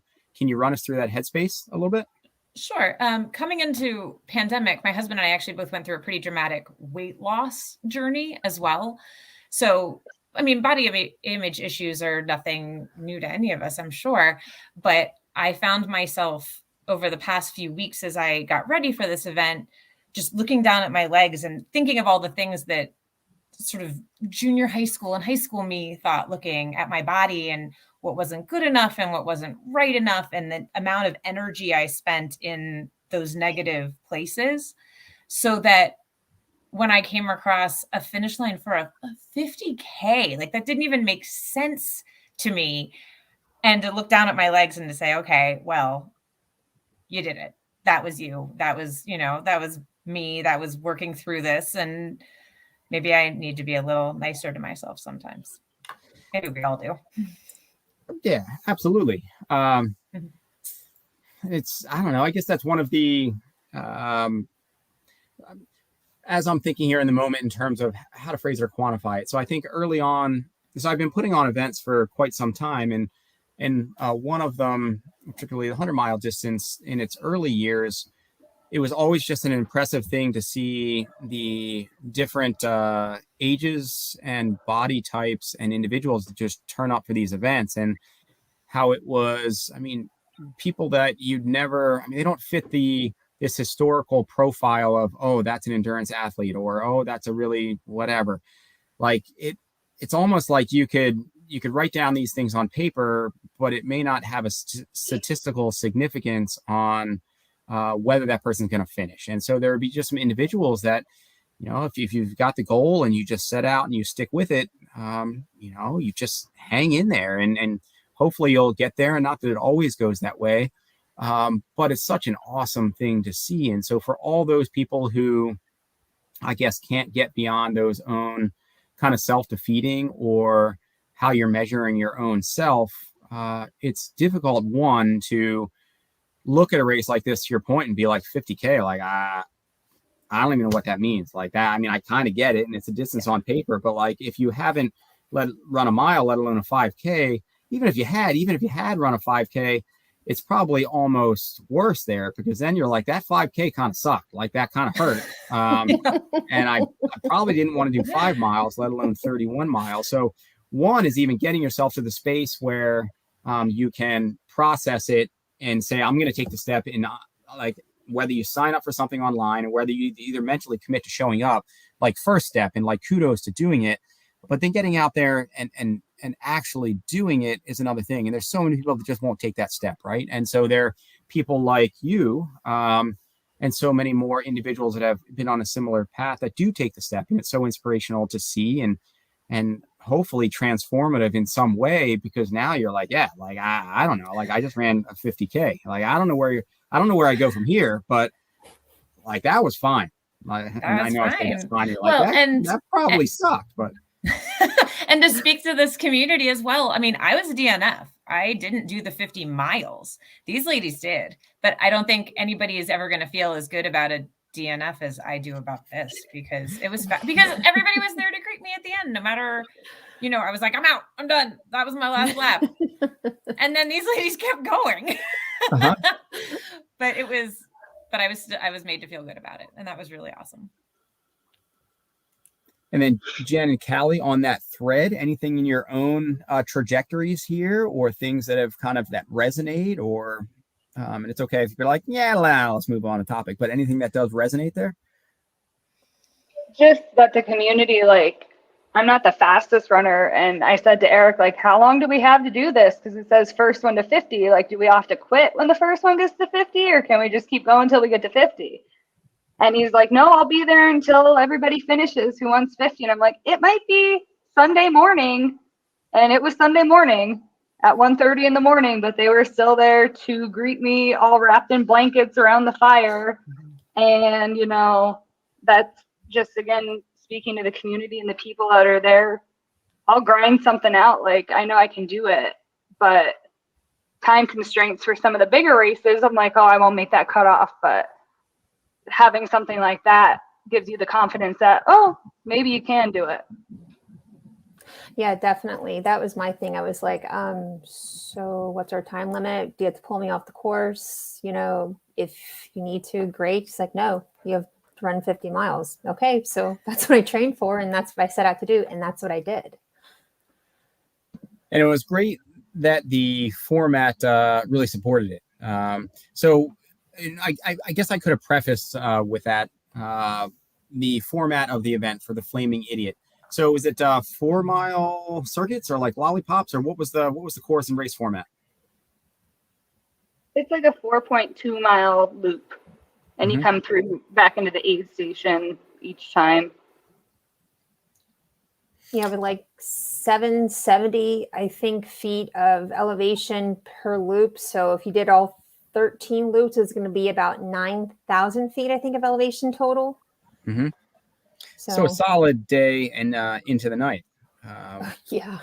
And so Jenn, Callie, this was you said your longest, that was your first 50 mile? That was my first 50 mile. Before that, my longest was 34, which was last year at Eric's 10-hour Idiot. And longest time on my feet by 8 hours. Previously, it was only a 10-hour time limit. So it was a lot of firsts, which was cool. And then Jenn, for you, your first 50 mile? You betcha. Like Callie, longest time in my feet. The longest distance I had done before this was I did the Naked Bavarian 40 miler in March through Uber Endurance. Great race. Highly recommend it. But longest time in my feet, longest time being out there and everything like that. So it was a lot. Callie literally saved my last loop, because I pretty much had like a mini meltdown, like loop 11, I think. I was like, I'm done. I didn't want to do this. And Callie's like, come out with me and Becky. So I did. We did the last loop together, and it was like you literally saved my race. We all needed somebody at that point. It was like, I'm not going back out alone. Right? Yeah. Yeah. And so once you get into that upper, because there is a difference in terms of some of the breakdown between 50K and 50 mile. And then when you go beyond that, there's definitely the 100K runs different than 100 mile. And so you get anything that was kind of a new or surprise or like, oh, geez, like I've never felt this before, and how you manage it. And Jen, I guess you just had an example right there. I mean, there was kind of a mental breakdown that you hadn't hit before and then managed it by kind of reaching out to the community. But anything else in there? Foot care. A lot of lessons I've learned from this, but definitely foot care and like nausea, right, Callie? Remember? Oh my God, it was so bad. And what'd you do for foot care? Well, I didn't do much of any thing for foot care, just body glide. And that just really didn't work. So I need to really like be better about that, be more diligent about that too, try some other stuff out that was suggested. Like I haven't really used anything else, and the chafing too, that's a big issue. Mm-hmm. Yeah, I ran through nausea for the first time. I've done 50Ks, like I said, and it was probably about mile 38 or 40 that the nausea kicked in, that I was like, I really don't want to eat anything, but I know I have to take in calories, but I'm just going to have to breathe through not wanting to throw up in the middle of this trail. And so that was interesting because I've never ran through that before. I've had like sloshy stomach, stuff like that, but nothing like nauseous like that. And then the chafing, my feet held up fantastic, which I was happy about that. But I had some like inner thigh chafing, which I never had an issue with before, because usually I don't have to stop to use the bathroom. Even on like a 50K, I can get through that. But like as soon as we stopped and dislodged my shorts and pulled them back up, nothing went back where it was for the first however many miles. And then I had some inner thigh chafing that even like, 2 Toms and everything, it was too late to save. It was in the middle of a loop. I got back and put 2 Toms on, and it was like, well, this is going to be miserable for a few loops. And if you watch the finish line video, you hear Eric say, as I come in, "Is your crotch on fire?" That was the ending line of the video. And I was like, oh my God, because my leg was just like destroyed. Which speaks to how awesome it was to even get there. I think and the things you appreciate, right? I mean, just how much more you appreciate. I think one of my most glorious moments in life, that's probably overselling it, but a glorious moment was out somewhere long on a trail and also dealing with some chafing issues. And like it was just dropped from heaven, like right there in front of me. It was just this like stick of like chapstick right there on the trail. And I was like, I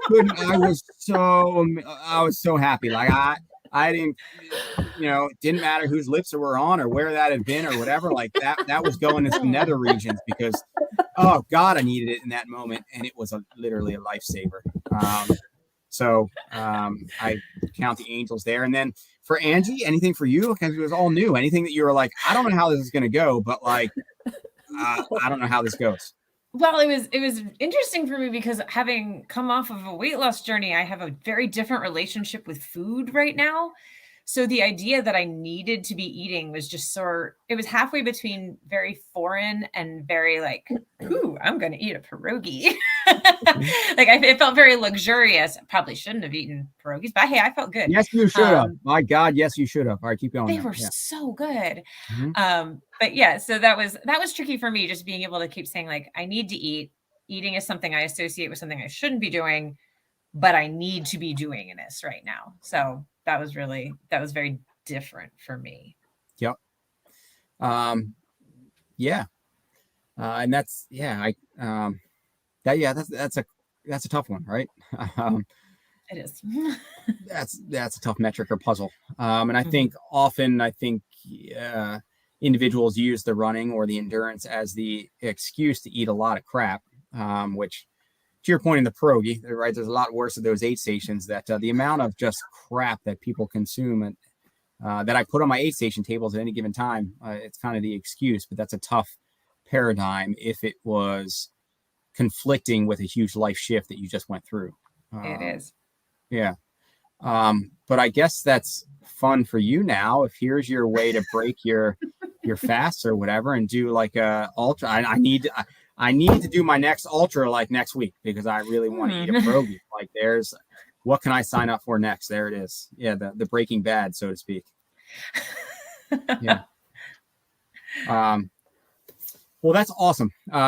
It was cool to see. There was a really well done video that they had out on the event. Yes. It's been cool to see the Idiot Runner crew growing. Again, it seems like a really wonderful community. What anything that you guys have all been eyeing up at this point for the next round of something, or any kind of like bucket list or something that caught your attention? You're like, with my newfound ability to run 50 or 31 miles, I'm going to go do this. I Well, want to for me- run the 100. Oh, sorry, Okay, Jessie, go Jen. ahead. No, You go ahead, put me Jen. in. I want to run the 100K distance, which actually I have some things in the works for next year to do that, not race wise. And eventually I think I want to run the 100-mile distance too. Cool. And just something that more appeals to you, doing it on your own terms and just finding an event, or doing it in the context of a race, or? I don't know. I'm not sure. I'll have to talk to my, hashtag, my coach is the head idiot. Talk to Eric and see, but I don't know. Maybe I just might do the distance, maybe a race. I'm not really sure. Kind of have to see what flies then. Is Eric your coach, or you getting coached? Yes, in fact, dirty coaching, DIRTY.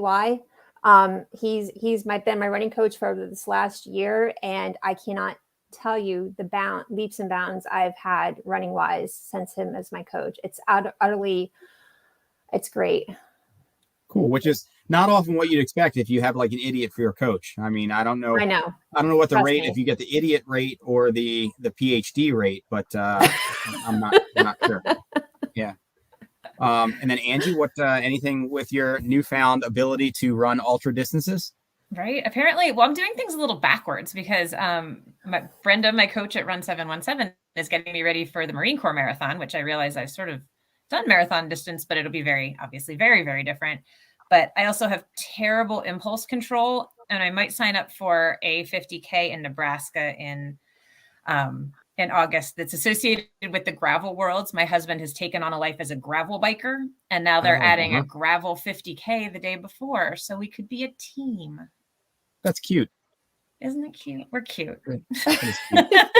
It sounds like a lot of Nebraska.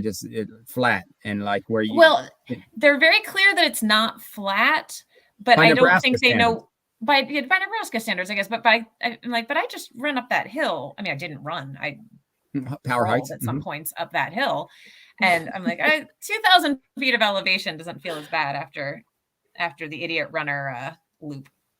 Yeah.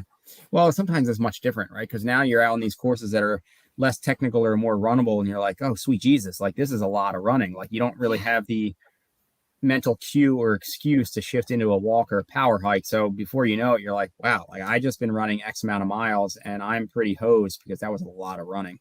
And it's going to be straight, which I'm not sure mentally how that's going to feel. Well, it'll be character building, I suppose. Yeah. And they'll probably have pierogies on course, which is a win. I don't know. We'll see. Yeah. Before you know, maybe you're going to be sponsored by Mrs. T's Pierogies, which was one of the original like big sponsors out there for at least triathletes. So I want to see that make a comeback. That could be awesome. Callie, what you got? Not much coming up. I don't think I'm really signed up for anything major, but I have my eyes on Canyonman 100 for next year, which is a kayak run bike 100 mile distance. So something like that. And of course, I already said to my husband tonight, I was like, okay, well, I'm ready to do 100K now. And I can remember talking to Eric saying, I need to do a 50 miler first. He's like, you don't have to do a 50 miler to do 100K. And I'm like, but I want to make sure I could get to 50 miles because then it's just 12 more. And I know I can do that. So I have I have my eyes open, just, looking for different things. Going on some vacation running with my husband. We're headed to the Adirondacks in August. So we'll get some, climbing in there and some running there, but nothing right away. So Yeah. we'll see. That's a good place to be in terms of the world is your oyster, and Adirondacks in August hopefully will be nice. Right on. Well, anything you guys want to dig into with one another before we close out the episode? So, Angie, did you feel like a true rock star after running your first ultra? I felt pretty awesome, and it was largely due to everyone that was there making me feel like it was pretty awesome, because anytime you stop and everyone is still going, it could be really easy to sort of say, oh, I didn't do it good enough, but I was really pleased. And you guys were so fantastic. I learned so much. These ladies are running and I'm just making everything they say. They would say something. I'd say, where's that? When's that? What's that mean? I don't know what that abbreviation means. Why do you have sticks? Are they poles? What do you do with them? Like the whole run, these two women are answering my ridiculous questions. I mean, I'm so new to this. She said like, oh, so-and-so has the FKT on such and such. I'm like, I don't know what that means. So it was wonderful that they were very patient with my 8,000 follow-up questions as we ran. Yeah. Well, that's awesome. And I'm assuming maybe it was Rhoda that came up in the FKT discussion there. And actually, I think it probably was. Grace. Oh, Grace. Grace, yes. With Mason-Dixon Trail. Yeah. There were multiple times people went by that I'm like, who's that? And why are they so fast? That's good. Yeah, it's awesome that it's, I think, the reflective of, it's such a blend of individuals out there in terms of, I don't know how you define it. I guess just speeds, right? Because I don't know if it's necessarily capabilities or capacities, because you may all have similar, I don't know. But in terms of experience and how quick some of them are, it was pretty cool to see the spread out there. Yeah. This was the sticker that we got as part of the swag. And then this is my husband actually framed my bib too. Nice. So that's the bib that we got. We got to choose our own number and everything. So we don't wear them, which is why they look so nice. Exactly. Oh, that's right. Because you just have it on, right. You come in and you kind of sign yourself off on the loop or whatever when you came through every time. Right. Yeah. Maybe I just need to shift to like that for all my races. Like I'll just throw timing out the window and here, I don't know, just come in and just check yourself off over here. Why don't you just come down and do an idiot runner event? I know. I feel a little guilty that I haven't. But at some point, I have for a long time wanted to get my family together with Eric's family and all go play on some trails and let the kids play on some trails as well. So that's probably a priority. I would love to have that happen, but I should get down to an idiot runner event as well. Yeah. Or we have some other great races that are put on by some of our local folks. Like there's the Sharp Top, 25K and 50K put on by Lee Arbogast and Laura Jensen. And then there's the Hills Creek Endurance Challenge, which is also put on by those two as well. And there's camping at Hills Creek. I mean, just saying. Nice. And it's more of the same good community. And I think I've heard of Sharp Top. I don't know if the other one was on my radar there. Yeah. If you do the Sharp Top 50K, I'm at Yellow Dog Road. I'm at mile 23 of 31. I'm the aid station captain there. So you get to see my crazy signs and my cowbell and my incessant cheering like it is at World's End. So. And she has pierogies at the aid station. Yeah. Sign We me. had bacon. We had bacon this year too, and grilled cheese. I guess Angie's in. I'm in. Sweet. Yes. Yeah. Right on. Well, great job to all of you. Congrats on all your up in the ante for ultra finishes for the 50K and the 250 miles. That's pretty awesome. And especially Angie for just kind of jumping in. That's pretty awesome. Yeah, well done. Yeah, totally. All right. Well, thank you for being patient and kicking back a little bit on time here this evening.